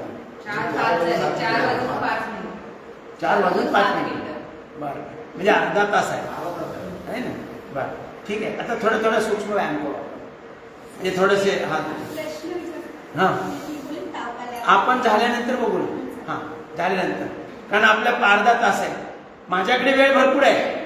मी 6 वाजेपर्यंत 7 वाजेपर्यंत पण आमच्याकडे काम दुसरं काम नाही आहे। हरिद्वार से हर द्वार तक योग पहुंचवायचा है, आणि ते भी बिना शुल्क, निःशुल्क, म्हणजे हम लोगों को कोई पगार वगैरह कुछ नहीं मिलता, पगार सैलरी वगैरह मानधन वगैरह कुछ नहीं है, जिसलिए हमारे पास समय है। खाली आपके पास समय नहीं है, हमारे पास तो पूरा 24 आवर्स हमारा समय हरिद्वार से हर द्वार तक योग पहुंचाने का है, और लोगों को अज्ञान से दूर करना है, अज्ञान से दूर करना है। और ये स्वामी जी का लक्ष्य है, पूज्य गुरुदेव जी का लक्ष्य है कि सारे विश्व को, मानव को, जिस दिन मानव कपालभाति द्वारा पाचन ठीक करेगा, उस दिन से विश्व शांति स्थापित होने के लिए समय नहीं लगेगा। क्योंकि जब हमारा पाचन ठीक होगा और एक एक सेल का स्ट्रक्चर और कैरेक्टर ठीक होगा, उस दिन मानव भगवत स्वरूप में आएगा। यानी हमारा मूल स्वभाव कैसा है, भगवत स्वभाव है। हम सभी ईश्वर की संतान है कि नहीं, तो हमारा स्वभाव कैसा होना चाहिए, ईश्वर जैसा होना चाहिए कि नहीं। हम अगर ईश्वर की संतान है तो हमारा स्वभाव कैसा होना चाहिए, ईश्वर जैसा। अब ईश्वर किसी के साथ झगड़ा करता है क्या, झगड़ा करता है। आप ईश्वर की व्यवस्था है, सूर्य भगवान है ना, आप उसकी तरफ गालियां दे दो, आपका प्रकाश खींच के लेता है। ये गाली देता है, ठीक है, तेरे ऊपर सूर्य प्रकाश नहीं आए, विड्रॉ कर लेता है। मतलब भगवान का स्वभाव कैसा है, उसको पूजा करो या गाली दे दो, वो अपना काम करता रहेगा, है ना।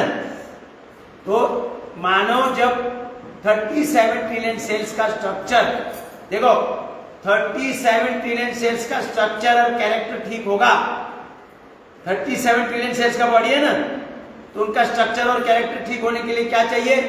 ऑक्सीजन, ग्लूकोज और इंसुलिन। उसके लिए क्या चाहिए? पाचन ठीक चाहिए, ब्लड सर्कुलेशन ठीक चाहिए, बस इतना ही चाहिए, है ना। तो इसीलिए स्वामी जी बोलते हैं कि जिस दिन कपालभाति द्वारा, योग द्वारा एक एक मानव का पाचन ठीक होगा, विश्व शांति स्थापित होने के लिए समय नहीं लगेगा, कि सब भगवत सभा में आ जाएंगे। चोरी करेगा कोई? उसे पता चलेगा मेरे पास इतनी शक्ति है, प्रचंड शक्ति, प्रचंड गुणवत्ता, प्रचंड गुण कौशल्य, प्रचंड बुद्धिमत्ता, प्रचंड ज्ञान, प्रचंड प्रेम भाव, प्रचंड मात्रा में सहनशीलता भाव, और सहनशीलता भाव समाहित करने की शक्ति और एकात्म भाव। तो सभी भगवत सभा में होंगे, कहीं झगड़ा नहीं होगा ना, भाई भाई में झगड़ा होगा नहीं, पड़ोसी से झगड़ा नहीं होगा, सब भगवत, वो भी भगवत सभा होगी, हम भी भगवत सभा। भगवान की बनावट पवित्र है, भगवान की बनावट पवित्र है, झगड़ा ही नहीं होगा, है ना। झगड़ा क्यों होगा? सब, वो भी भगवत स्वरूप है, मैं भी भगवत स्वरूप हुआ, सारा विश्व भगवत स्वरूप बन गया।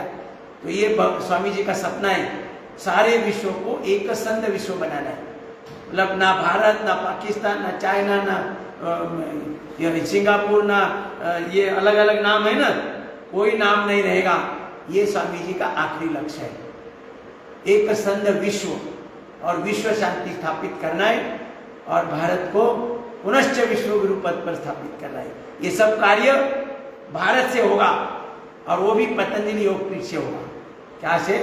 पतंजलि योगपीठ से होगा। इसीलिए ये प्रयोजन है, असिस्टेंट शिक्षक बनाना, फिर उनको हरिद्वार से पूर्ण शिक्षक बनाना, वगैरह वगैरह। समझ में आया? तो आइए थोड़ा सा सूक्ष्म व्यायाम करेंगे। दोनों पाँव सामने खोल दिए, थोड़ा थोड़ा करो, ऐसा पूरा करना है ऐसे, और लंबा लंबा सांस लेना।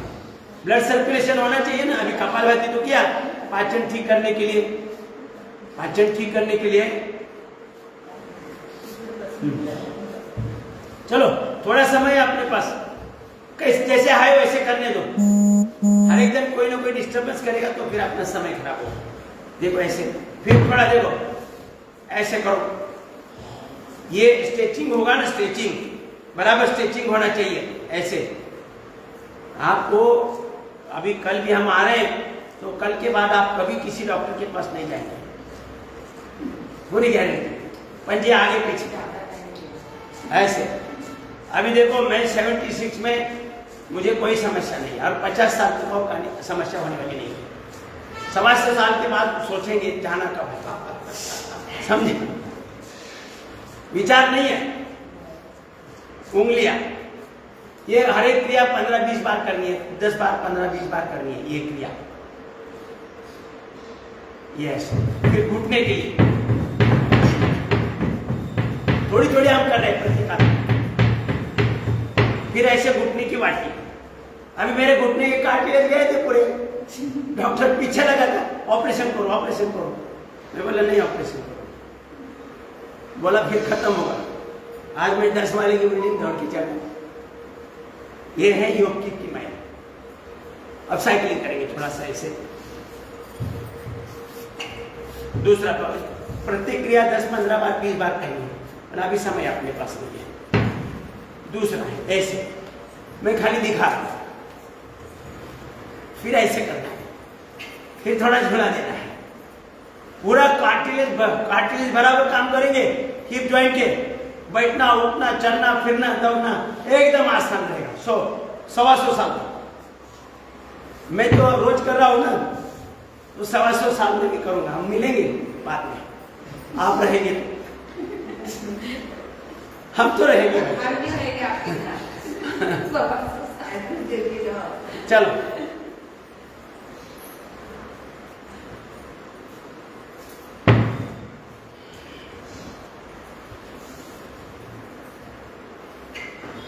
ऐसे करना है। फिर ये मंत्रियों पर दबाव, थोड़ा दबाव डालो ऐसा। ये मंत्री कहने ना सुस्त हो गए, इनके ऊपर दबाव डालो थोड़ा ऐसा।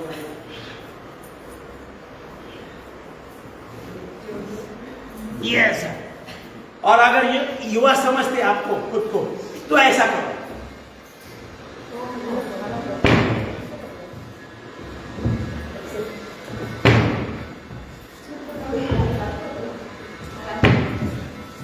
देखो इसमें पूरा व्यायाम हो रहा है कि नहीं?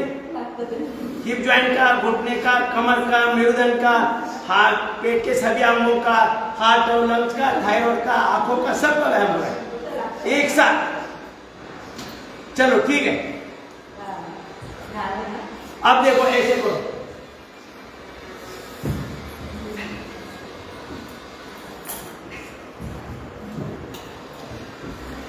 चलो बस 10-15 बार, 20 बार करना है, 10-20-15 बार ऐसे।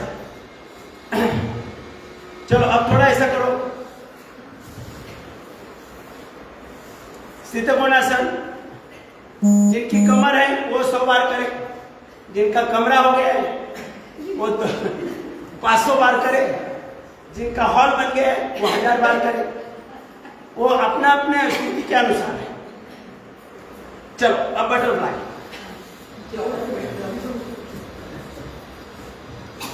इम्यूनिटी स्ट्रांग रहेगी, इम्यूनिटी स्ट्रांग रहेगी। ऐसे ऐसे 50 बार, 100 बार, 200 बार करो और फिर ऐसे करो।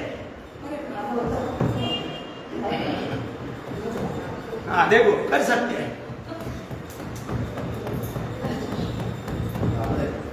ऐसे। इम्यूनिटी अगर स्ट्रांग रखनी है तो ये 500 बार करना है बटरफ्लाई। और ऐसे ऐसे घुटने जमीन तक पहुंचने चाहिए, ऐसे उसके ऊपर बैठ पाए ऐसे।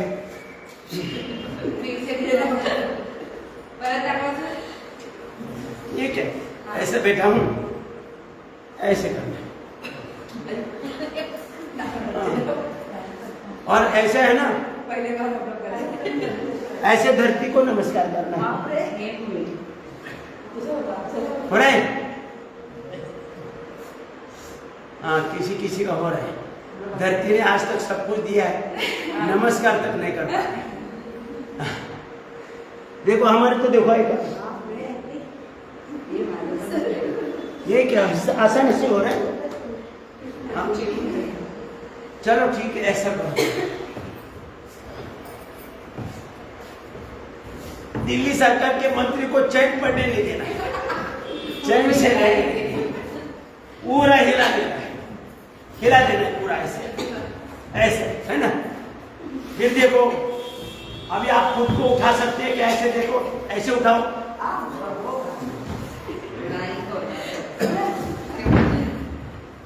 अभी खुद को नहीं उठा रहे तो परिवार को कैसे उठा? हाँ ऐसे पद्मासन लगाओ, हाथ नहीं लगाना है। मैं हाथ किधर लगा रहा हूँ? इतना बारीक होना पड़ेगा हमें। नहीं ऐसा कुछ नहीं है, 76 ऐसे उठाओ, वेट ऐसे उठाओ। ये देखो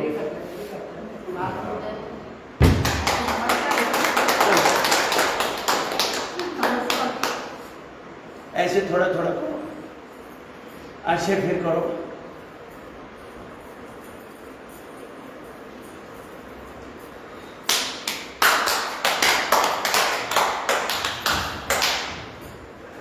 दिल्ली सरकार को ऐसा दौड़ने लगे।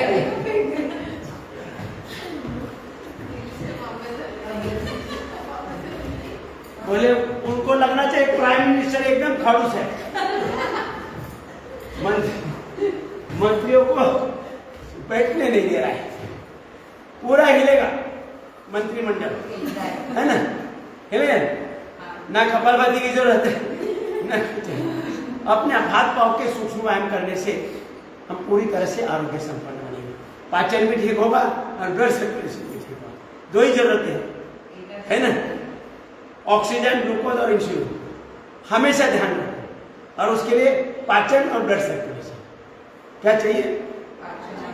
चाहे आप सूक्ष्म व्यायाम करो या कपालभाति अनुलोम विलोम करो या मर्कटासन करो।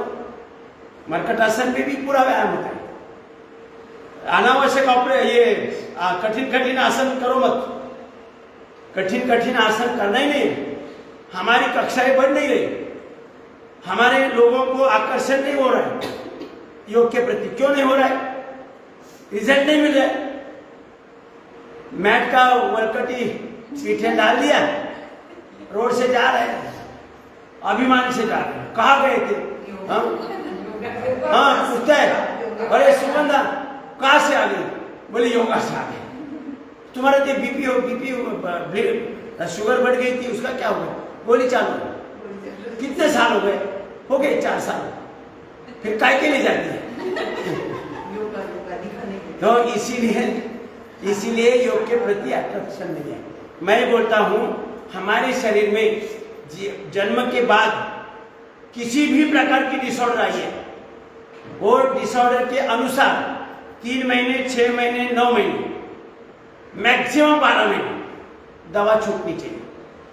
दवा बंद, डॉक्टर बंद और खर्च बंद। मैं स्टैम्प पेपर पर लिख के देता हूं। मैं जितना बोलूं उतना करना है। 1 घंटा करना है, बस 1 घंटा, ज्यादा नहीं करना है। 1 घंटा तो जीवन भर के लिए दवा, गोली, औषध, खर्च वगैरह बंद। लाखों करोड़ रुपए बचेगी, लाखों करोड़ रुपए बचेगी, समझे?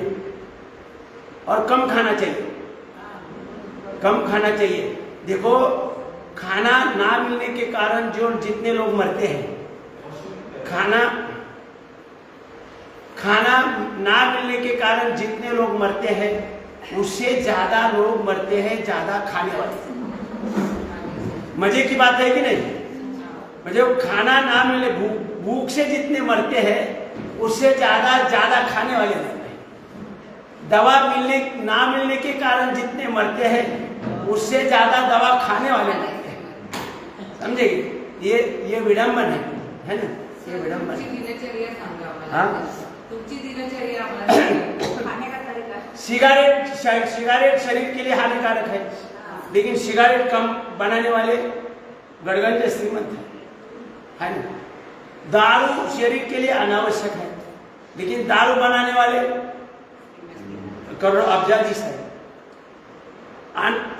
अनाज, साग सब्जी हमें जरूरत है, बनाने वाला किसान दरिद्र है। मजे की बात है कि नहीं? जो अनावश्यक है उसको बनाने वाले करोड़पति अब्जाधीश है, और जो आवश्यक है अनाज, धनधान्य, उनको बनाने वाला किसान गरीब दरिद्र। विडंबन है कि नहीं? तो इसको निकालना है। ये जो विडंबन है ना, उसे निकालना है। हमें किसान को धनवान बनाना है। अनेक कार्य इस पतंजलि योगपीठ के द्वारा, अनेक कार्य स्वामी जी महाराज ने पूरा प्रोग्राम बनाया है। पूरा प्रोग्राम बनाया है कि हर प्रकार की जो गुलामी है, आज उपचार की गुलामी है कि नहीं?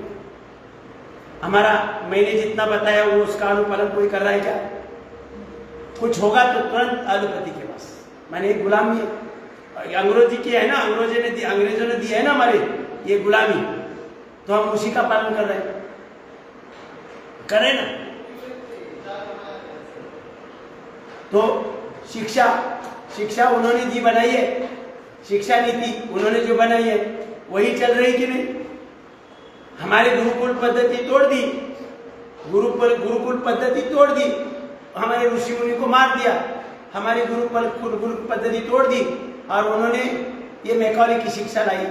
और वही आज सब लोग देखो, आप में से बैठे हुए ईमानदारी से आप सोचो कि हमारे बच्चे अंग्रेजी में सीखने चाहिए, है ना धारणा ज्यादातर?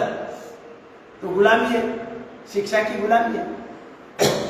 इसे बाहर निकालना है, उपचार की गुलामी से बाहर निकालना है, शिक्षा की गुलामी से बाहर निकालना है। हमारी जो खेती हो रही है, यूरिया, डीएपी जो उन्होंने बनाए खाद, जो औषधि, उनसे हमारी खेती बंजर हो गई, अभी उत्पादन नहीं हो रहा है। तो इसके लिए पतंजलि किसान सेवा समिति स्वामी जी ने बनाई है। उसके द्वारा लोगों को ऑर्गेनिक खतें सप्लाई हो रही है, ऑर्गेनिक खत सप्लाई हो रहा है, ऑर्गेनिक पेस्टिसाइड मतलब दवा छिड़कने वाली बन गई है, पशु आहार ऑर्गेनिक बन गया है। तो उसके द्वारा खेती की गुलामी से बाहर निकालना है भारत को, खेती की गुलामी से बाहर निकालना है। कई सारी गुलामी है। अभी पोशाक की भी गुलामी है। पूरा पोशाक डाले तो वो गांव का होता है, आधा पोशाक डाले तो बोलता है ये फॉरवर्ड है ना? मतलब देखो, वो ये पोशाक की गुलामी है कि नहीं? हमारे लोगों को बोला ये तो पिछड़ा हुआ है, ये गांव से आया है, ये पूरा कपड़ा पहनता है, आधा कपड़ा पहनता है तो एकदम ये फॉरेन रिटर्न दिखते हैं। है ना। ये पोशाक की भी गुलामी है, खान पान की गुलामी है, सब ज्यादा डब्बा बंद फूड, पैकेज बंद जूसेस लाते हैं। पैकेज आपको मैं बताऊं, पैकेज बंद जूस है ना, पैकेज बंद जूस, उसमें वो जूस का मतलब उस फल का, जिस फल का जूस है वो फल का जूस 1% भी नहीं है। मेहरबानी करके ये पैकेज बंद जो जूसेस है वो अपने बच्चों को मत पिलाओ, वो सब केमिकल का बनाया हुआ है। इसलिए पैकेज बंद जूसेस जितने भी है वो मत खिलाओ, मत लाओ घर में। ये खान पान की भी गुलामी है। इन सबसे भारतीयों को अनेक प्रकार की जो गुलामी है, संस्कार की गुलामी है, ये सब गुलामी से बाहर निकालकर आरोग्य संपन्न बनाकर पूरे भारत को, बल्कि पूरे विश्व को आरोग्य संपन्न, धन संपन्न और विश्व शांति स्थापन करनी है और भारत को विश्व गुरु बनाना है। ये लक्ष्य है स्वामी जी महाराज। और ये लक्ष्य हम सबके साथ या हम सबके बिना होकर रहेगा। आप उसके साथ बने रहना है या नहीं, वो हमने डिसाइड करना है। हम ये बड़े महान कार्य कोई सरकार ये नहीं कर सकती है, कोई सरकार नहीं कर सकती है। केवल योग से जागरूक महानुभाव ही कर सकता है और वो स्वामी जी करेंगे। हमारे साथ से, हमारे साथी से या बिना साथी से भी कार्य होके रहेगा। ये अब आने वाले समय में पूरे भारत का संचालन, पूरे भारत का ये प्रशासन है ना, ये पूरा प्रशासन पतंजलि योगपीठ द्वारा चलेगा, पतंजली योगपीठ द्वारा चलेगा। इसलिए अभी से योग शिक्षक बनो, अपने घर में सबको योग शिक्षक बनाओ, योग शिक्षक बनाओ, खुद आरोग्य संपन्न रहो और अपने पड़ोसी को सबको आरोग्य संपन्न बनाओ। तो जो भी इसमें अग्रसर रहेगा उसी को इस पूरे भारत के संचालन में कुछ हिस्सा मिलेगा, मतलब उसका समावेश किया जाएगा। जो खाली शिक्षक बन गया, कभी कक्षा ही नहीं लगाई, तो उसे कुछ नहीं मिलेगा। अब मैं 25 साल से लोगों को योग सिखा रहा हूँ। कहीं से कोई हम सैलरी मिलरी हम अपेक्षा नहीं करते स्वामी जी से। मैंने उलट रिटायरमेंट के बाद जो प्रोविडेंट फंड मिला उसमें से 11 लाख डोनेशन दिया, पतंजलि को उल्टा डोनेशन दिया। हम तो अपेक्षा नहीं करते, हम बिना सैलरी से पूरा अपना समय देते हैं और वो समय का हमें क्या प्राप्त होता है। लोग पूछते हैं कि भाई तो आपको क्या मिल रहा है, तो मैं 76 में बोल रहा हूँ और 50 साल तक मैं आपको मिलूंगा। ये पैसे से होगा क्या? पैसे से नहीं हो सकता है, ये पैसे से कई ज्यादा ऊपर है। तो ये 125 साल वाली भाषा वो पगार से नहीं मिलेगी, ये योग से मिलेगी। और जब हम यहाँ आना है तो हमें 3 बजे उठना ही है, नहीं तो हम अभी रिटायर होने के बाद क्या करते थे, पड़े पड़े कमर दर्द होता था, टीवी देखते रहते थे, आंखों पर चश्मा। अभी देखो मेरा चश्मा नहीं है। और डॉक्टर क्या झूठ बोलते, डॉक्टर झूठ बोलते। परसों एक हम दोनों हम साथ साथ चलते हैं ना, तो एक बड़ा कॉम्प्लेक्स है एटमॉस्फेयर, वहाँ 50-60 लोग सुन रहे थे। एक डॉक्टर बीच में से आया, कहीं से सुना उसने, मेरा आवाज बढ़ा है ना, तो कोई गार्डन में घूम रहा था, वहां से आया, बोला 1 मिनट। मैं बोला क्या है?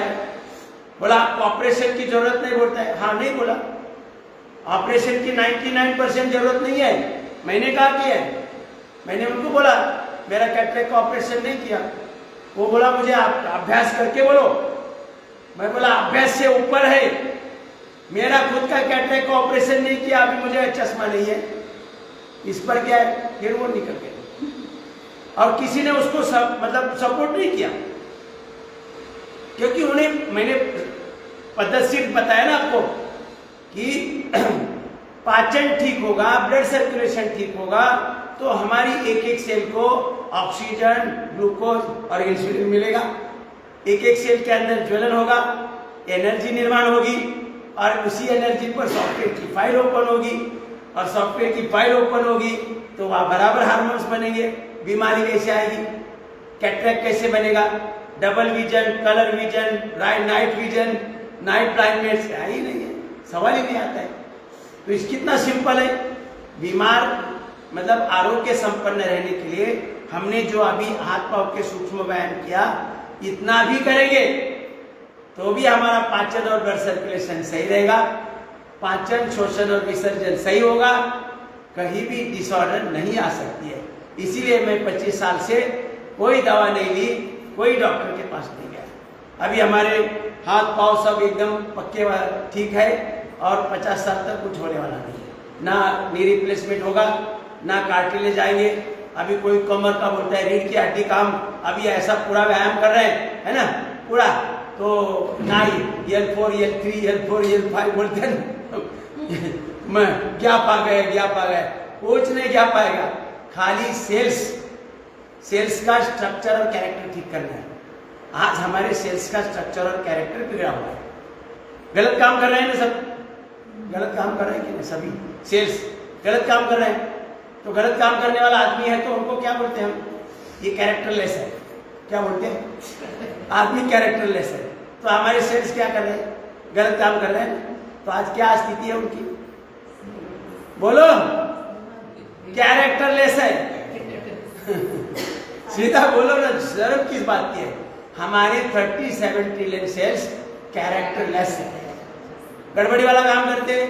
कभी इधर दुखता है, कभी इधर दुखता है, कभी इधर दुखता है, कभी पेट में दर्द होता है, कहीं स्टोन बन जाता है। हमारे यहाँ तो नहीं बनता है, क्योंकि हम उसको मंत्री को इतना हिलाते कि वो स्टोन बनने के लिए समय नहीं, बनाने के लिए समय नहीं उनको। स्टोन बनेगा कैसे भाई, किधर बड़ा लीवर किडनी में स्टोन बन गया, इधर पैंक्रियाज में बन गया, गॉलब्लैडर में बन गया, कहीं टाइम ही नहीं उनको। स्टोन बनाने के लिए भी टाइम लगेगा ना, वो टाइम देते नहीं। हम पूरा एक्सरसाइज देते हैं, मतलब नींद हराम कर देते हैं व्यायाम देके, बरोबर। तो इसलिए हमारे शरीर को आरोग्य संपन्न रहना एकदम सिंपल है। रोगी बनने के लिए गलत चीज पर पैसे खर्च करने पड़ेंगे, उसके लिए ज्यादा काम, नाइट ड्यूटी करनी पड़ेगी, ज्यादा पैसे कमाने पड़ेंगे, फिर गलत चीजें लानी पड़ेगी, फिर वो खानी पड़ेगी, तब हम बीमार होंगे। ऐसे थोड़ी बीमार होंगे। बाजरे का भाकरी खाओ, सादी पाले भाजी खाओ, हम तो रोज वही खाते हैं। उन मैंने पूछा क्या है भाई, हम देखो बाजरे की भाकरी खाते हैं जो 12 ही महीना 365 दिन। अभी हमारे पूरे कुलाबा से डहाणू, कर्जत, कसारा, उड़ान तक वहां जाता, जहां मुकाम करता है वहां खाने का प्रसंग आता है। सबको पता है कि पोपटराव गुरुजी आएंगे तो उनको बाजरे का भाकरी चाहिए। वो खाते नहीं कभी, लेकिन मेरे लिए ला के रखते हैं। मजा अच्छा लगता है कि नहीं, मतलब अपना परिवार कितना बड़ा हो गया, परिवार बड़ा हो गया कि नहीं। पूरा मुंबई कुलाबा से डहाणू, कर्जत, कसारा, उड़ान तक ये अपना पतंजलि परिवार बन गया। तो जीवन जीने का दायरा बढ़ गया, अपना स्थान भी बन रहा है। अभी आप लोग पहचानने लगे ना, हाँ, और परमानेंट पहचानेंगे, है ना, परमानेंट पहचानेंगे कि नहीं। कहीं भी मैं मिलूं तो पहचान जाएंगे।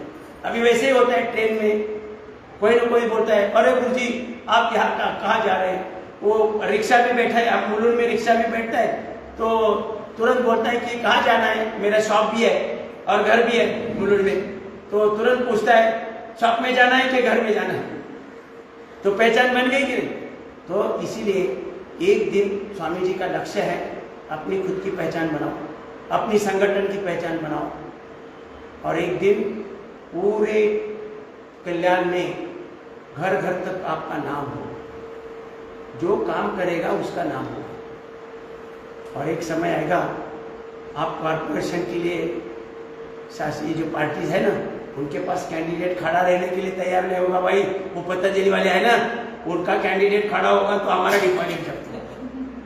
तो हमारे कॉर्पोरेटर भी बनेंगे, आमदार भी बनेंगे, खासदार भी बनेंगे, होगा ना अपना प्रशासन अपने हाथ। सब मंत्री संतरे भगवा ड्रेस वाले, स्वामी जी के जैसे, है ना, भगवा ड्रेस वाले होंगे, मजा आएगा ना। पूरा भारत स्वतंत्र भारत होगा। आज स्वतंत्र भारत नहीं है, उपचार की गुलामी है ना, कानून की भी गुलामी है, कानून उनके ही है। शिक्षा की गुलामी, खेती की गुलामी, आहार की गुलामी है, सब गुलामी, पोषण की गुलामी। तो इन सबको बाहर निकालने के लिए स्वामी जी ने पूरा प्लान रचा है कि भाई इनको ये कभी जो अलग अलग है ना लोग, ये कुछ नहीं करने वाले, हमें ही करना पड़ेगा। तो हम तैयार हो। तो इसलिए युवा को ज्यादा अवसर दी है, मुझे भी है, मतलब मैं तो 50 साल रहने वाला हूँ, इसलिए मुझे भी अवसर है। तो हम प्रयास करने लगे हैं कि भाई मुख्यमंत्री कैसे बने, मतलब अब ऐसा कोई है आपको बताए कि भाई आपको मंत्री बनाना है, ना बोलेंगे?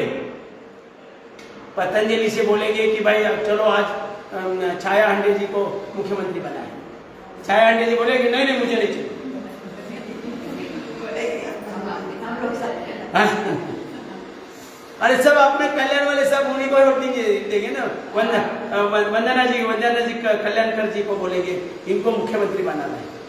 तो सब लोग जब हमारा घर घर तक पहुंच गया, हम घर घर तक पहुंच गए, तो बाकी जो भी पक्ष है उनको क्या लगेगा, भाई खड़ा रहने से फायदा क्या है, वो वंदना जी खड़ी रहे तो अपना तो डिपॉजिट ही जब्त होगा, काय के लिए खड़ा, उन्हीं को सपोर्ट दे दो, वंदना जिंदाबाद, वंदना जिंदाबाद, तो कुछ तो काम आएगी है। तो देखो ये बहुत होने वाला है, ये सब होने वाला है। और ऐसे भी अगर ये होगा ना तब आपको ऐसा लगेगा हम क्यों नहीं जुड़े थे उस समय।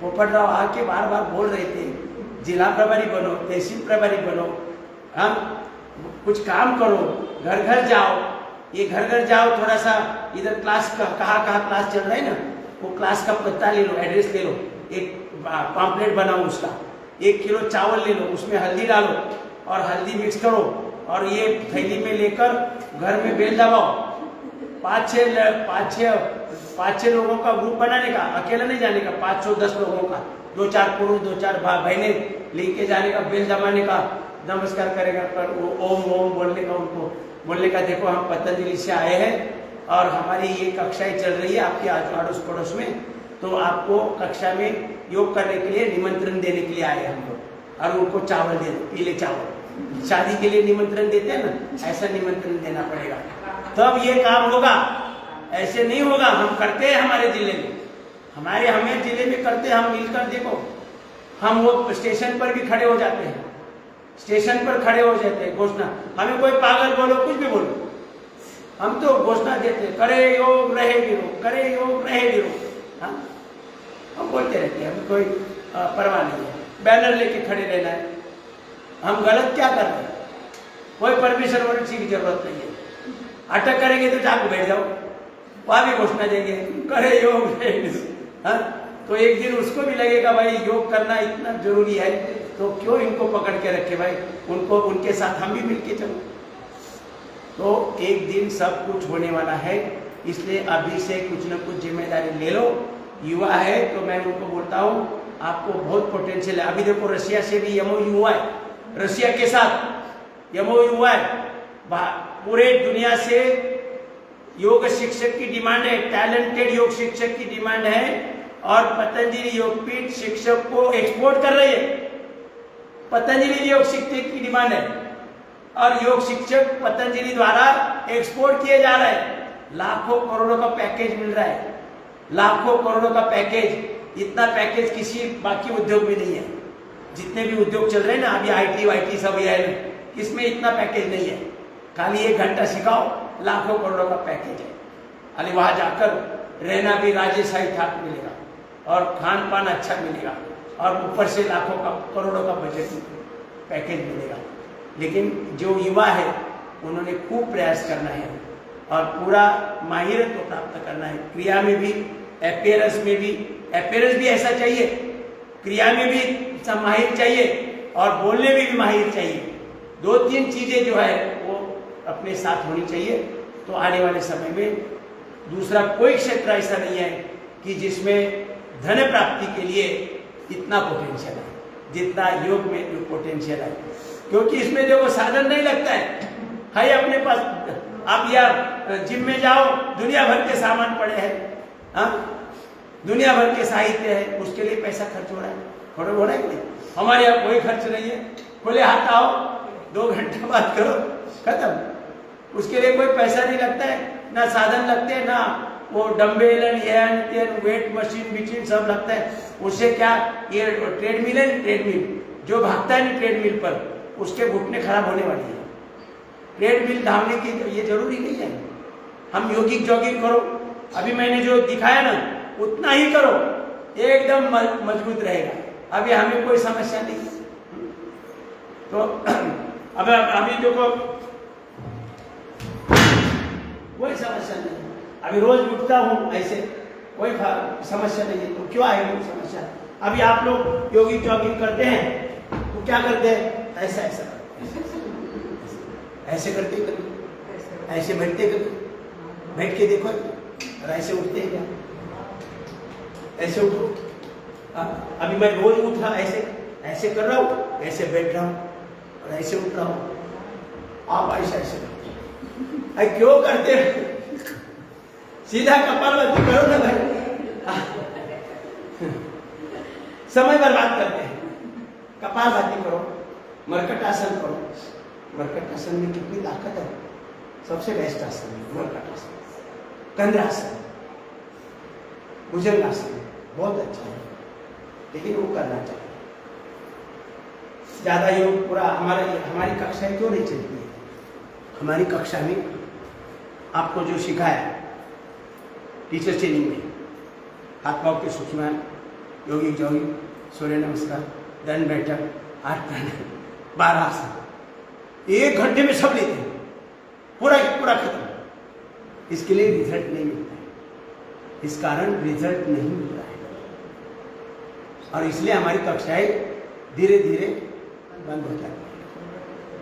पहले तो शुरू में 50-60 आ जाते हैं, सत्कार समारोह होता है, कक्षा शुरू हो जाती है, और फिर ऐसा वाला फंडा चलता है, पूरा की पूरा पैकेज। और वो भी कितना? 40 मिनट में, क्योंकि 10 मिनट तो आते आते रहते हैं, लेट आते हैं, और 10 मिनट पहले निकल जाते हैं। सब्जी लेनी है, ये लेना है, वो जाना है, गाड़ी पकड़नी है, कुछ ना कुछ। बाहर देखे ना वो भाई लोग वो तंबाकू की पटरी टपरी पर खड़े हैं, कोई उधर वड़ा पाव की टपरी पर खड़ा है। यहाँ से तो निकल गया, मुझे जल्दी है, मुझे जल्दी है। 40 मिनट में फटाफट एकदम दौड़ के प्राणायाम, ये योग कर रहे, दौड़ के वाला योग नहीं है। लिमिटेड क्रिया करो, लिमिटेड क्रिया करो, 2-4 आसन करो। योगिक जॉगिंग किया तो दोबारा दंड बैठक, सूर्य नमस्कार मत करो, खाली सूर्य नमस्कार करो, ज़्यादा करो। आसन करने हैं 2-3 आसन करो, ज़्यादा समय दे दो उसको। कपालभाति करना है तो ज़्यादा कपालभाति करो। सब पूरा एक पैकेज, क्योंकि हमें सिखाया है, और इसके लिए रिजल्ट नहीं मिल रहा है। और जो भी महीना 2 महीने के बाद जो सामने बैठे हैं ना, वो सीनियर सिटीजन होते हैं। हाँ, और वो भी क्यों बैठते हैं मालूम है? वो घर के बहू नहीं बैठने देते। हाँ, वो बोलते बाबा रामदेव का फोकट क्लास चल रहा है, उधर जाके खिटखिट कर, यहाँ क्यों खिटखिट कर रहे हैं? जाओ उधर बैठो। इसलिए बेचारे आके बैठे फुकट में मनो है ना। तो इसलिए हमारी कक्षाएं धीरे धीरे कम होती है। रिजल्ट मिलना चाहिए, मेरे जैसा बोलना चाहिए। आप कक्षा में आओ, आजार के अनुसार, बीमारी के अनुसार 3 महीने, 6 महीने, 9 महीने और मैक्सिमम 12 महीने में स्टैम्प पेपर पर लिख के देता हूँ, दवा, गोली, दवा, डॉक्टर और खर्च मुक्त, दवा मुक्त, रोग मुक्त और खर्च मुक्त भारत बनाना है अपने को। और आप सब मदद करेंगे इस अपेक्षा के साथ। आज हम सेशन पूरा करेंगे। ओम, कल बराबर आओ सब लोग, बहुत कुछ बोलना है। हाँ, नहीं, ज्यादा क्या है, हम तो हमारे पास समय ही समय है। देखो आप जो, मैं तो सबको बोलता रहता हूँ, आप टीचर्स ट्रेनिंग करने वाले अपने अपने घर में भी जो छोटे को चाहे जिसको समय वो लेकर पीछे बिठाओ, उनको लगेगा अरे अपने को तो आरोग्य संपन्न रहने के लिए पैसे की खर्च क्यों कर रहे हैं हम? हाँ, बिना वजह खर्च कर रहे हैं, अज्ञान के वश खर्च कर रहे हैं। खर्च करने, मैंने 25 साल में 1 पैसा नहीं खर्च किया, 1 रुपया भी खर्च नहीं किया, किसी डॉक्टर के पास गया ही नहीं है। पूरा कोई दुनिया का डॉक्टर मुझे बताओ कि पोपटराव हमारे पास ट्रीटमेंट के लिए आया था, कोई नहीं। जरूरी नहीं है, खाली सेंट्रल गवर्नमेंट को मजबूत रखो और दिल्ली का माल गली में भेजने को ले उनको क्या करो, मजबूर करो। वो खुद ही खा रहे और फिर आकार बिगड़ रहा है सब, है ना। बेडोल हो रहे हैं सब, बेडोल हो रहे सब। तो बेडोल होने से बचाए, कम खाओ थोड़ा। तो हम तो आधी भाकरी खाते बाजरी की और थोड़ी सी सब्जी, और सुबह स्वामी जी ने जैसा बोला है 1 चम्मच घी पियो सुबह सुबह, खाली पेट घी पियो और थोड़ा सा नमक खाओ और ऊपर से गर्म पानी पियो, ऊपर से गर्म पानी पियो। तो हम वही करते हैं और फिर क्लास में जाते हैं। और क्लास से आने के बाद अपना नियम है बाजरे की भाकरी और अलग अलग सब्जी, कोई भी अलग अलग सब्जी होती है।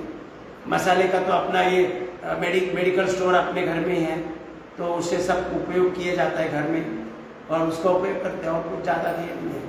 थोड़ा सा कभी ड्राई फ्रूट या फ्रूट जूस, मतलब डायरेक्ट फ्रूट, वो भी कौन सा, पपीता, केली, चीकू, कलिंगड़, पेरू, ये हम अगर कोई सफरचंद देगा फुकट में, हम नहीं देगा, बोला तुम ही लेके। सफरचंद अपने लिए उपयोगी, गेहूँ चावल अपने लिए उपयोगी। गेहूँ चावल फुकट भी कोई देगा, हम लेगा नहीं। हम बाजरे खाएगा या ज्वारी खाएगा या नाचनी खाएगा। ये सुपर फूड है, नंबर 1 सुपर फूड है बाजरा। सारे विश्व ने मान लिया, सारे विश्व ने मान लिया बाजरा सुपर फूड है, फिर ज्वारी है, फिर नाचनी है। ये गेहूं और चावल जो है, गेहूं और चावल, ये माइंड में गरम है, ये माइंड में गरम है, गरम है। मैं तो पिछले पर भगवान की कृपा है, स्वामी जी को सुनने के बाद नहीं है, तो मैं गांव से बाजरे की भाकरी खाने आया हूँ। ये कोई हमारा गरम गरम कुछ नहीं होता है। अरे कम खाओ ना भाई, आप जितना ज्यादा खाओगे तो उतना गर्म ही होगा। ये रात्रि को भात खाते, रात्रि को चावल खाते, रात्रि को गेहूं की चपाती खाते, तो क्या होगा, आकार बेडोल होगा। सबके आकार देखो कैसे हो गए। अभी आपको पता चलेगा, बाहर चलते चलते देखा करो क्या क्या मॉडल है। अलग अलग मॉडल है, अलग अलग मॉडल है। अभी देखो पशु पक्षी बाहर गांव जंगल में, उनको कोई मर्यादा है खाने की कोई मर्यादा नहीं। कोई बेडोल हुआ है क्योंकि उनका पाचन और ब्लड सर्कुलेशन सही है, बीमार नहीं है। बीमार है, मच्छर बीमार होता है कभी, और दूसरों को बीमार करता है। फिर ये सभी जो मानव छोड़कर जितने भी जीव है, कोई बीमार नहीं पड़ता है, कोई काम पर नहीं जाता है, कोई खिस्सा पॉकेट नहीं, कोई बैंक बैलेंस नहीं, कोई सलाह मसलत नहीं, कोई मेडिसिन नहीं, कोई डॉक्टर नहीं है, कुछ नहीं है। मगर खाओ पियो मजे करो, कोई चिंता नहीं है। ऐसा कभी आपको आपके घर के सामने देखा 2-4 बिल्ली ऐसे बैठी है, शाम का खाने का क्या है, कोई चिंता नहीं, काम धंधा नहीं, कुछ नहीं, खाली पूर्ण अवस्था है जो भगवान ने दी हुई पूर्ण अवस्था है उनके पास, पूर्ण अवस्था। उनका पाचन और ब्लड सर्कुलेशन सही है। उनको भी बिगड़ रहा है सर, हाँ, उनको भी इंसान बिगड़ रहा है, घर में लाके उसको खिलाता है। कोई जीव बीमार नहीं है, मानव छोड़कर कोई जीव बीमार नहीं। उनको भगवान ने दी हुई पूर्ण अवस्था आबादित है, इसलिए ना उनको काम भी करना पड़ रहा है। वो बिना काम से पोट भर खा रहे हैं, पेट भर खा रहे हैं ना। और हम काम करके भी पेट भर नहीं खा रहे, और जो कुछ ज्यादा खाते तो वो खा खा कर ही मर जाते हैं, दवा लेते हैं। हम अपूर्ण अवस्था में, मानव का है, मानव आज अपूर्ण अवस्था में है। मानव छोड़कर सभी जीव पूर्ण अवस्था में, सभी जीव पूर्ण अवस्था में। इसलिए हमें वो अपूर्ण अवस्था से पूर्ण अवस्था में लेके आना है संपूर्ण विश्व के मानव, संपूर्ण विश्व। यही लक्ष्य है स्वामी जी का कि मानव को योग की अगर व्याख्या बोलेंगे, योग की व्याख्या क्या है, तो मानव को दोबारा मानव बनाने की विधि, उसका नाम है योग। दोबारा पाचन तंत्र और ब्लड सर्कुलेशन सही करते हुए मानव अपने मूल स्वभाव में आ जाएगा। तो ये सब काम करने के लिए तैयार हो जाओ, अपने अपने घर में सबको टीचर बनाओ, उनको बताओ आने वाले समय में काफी पोटेंशियल योग में है, योग जितना पोटेंशियल किसी में भी नहीं है। ये शिक्षा, भारत शिक्षा, अभी कल बोलूंगा। चलो ओम सभी आइए, 3 बार ओम का उच्चारण करेंगे। आइए शरद जी। अभी अब मैं पिछले 20-22 साल से अकेला घूम रहा था। अभी हमारे शरद जी डेप्यूटी इंजीनियर थे म्यूनिसिपल कॉर्पोरेशन में, तो वो भी साथ में आए हैं, तो हम दोनों साथ साथ चलते हैं। 3 बार ओम का उच्चारण करेंगे और ओम शांति शांति शांति। चलो लंबा गहरा साथ बोलना है, वो छोटा छोटा ओम ओम नहीं बोलना है। तो मेरुदंड सीधा, ध्यान मुद्रा, चेहरा सामने, आंखें सहजता से बंद, चेहरे पर प्रसन्न भाव और लंबा गहरा सांस भरेंगे।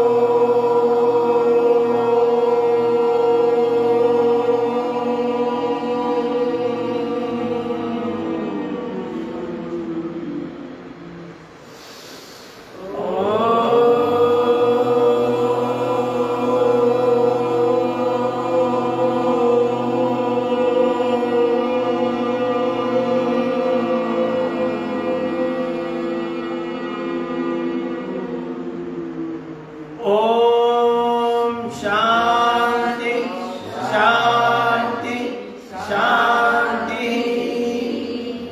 सभी को सबका दिन शुभ जाए और अपने सबके परिवार को, पड़ोसी को योग साधना में लेके आओ, नहीं तो पाप लगेगा।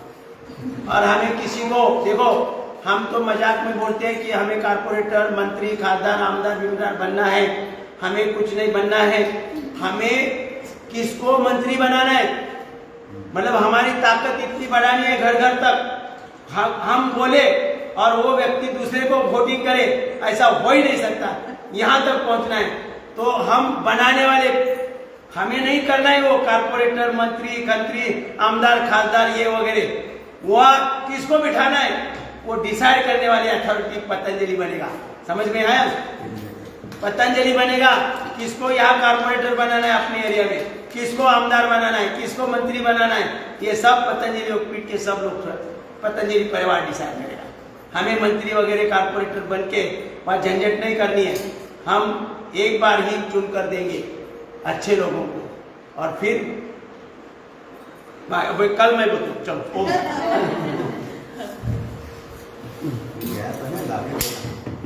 ओम ओम।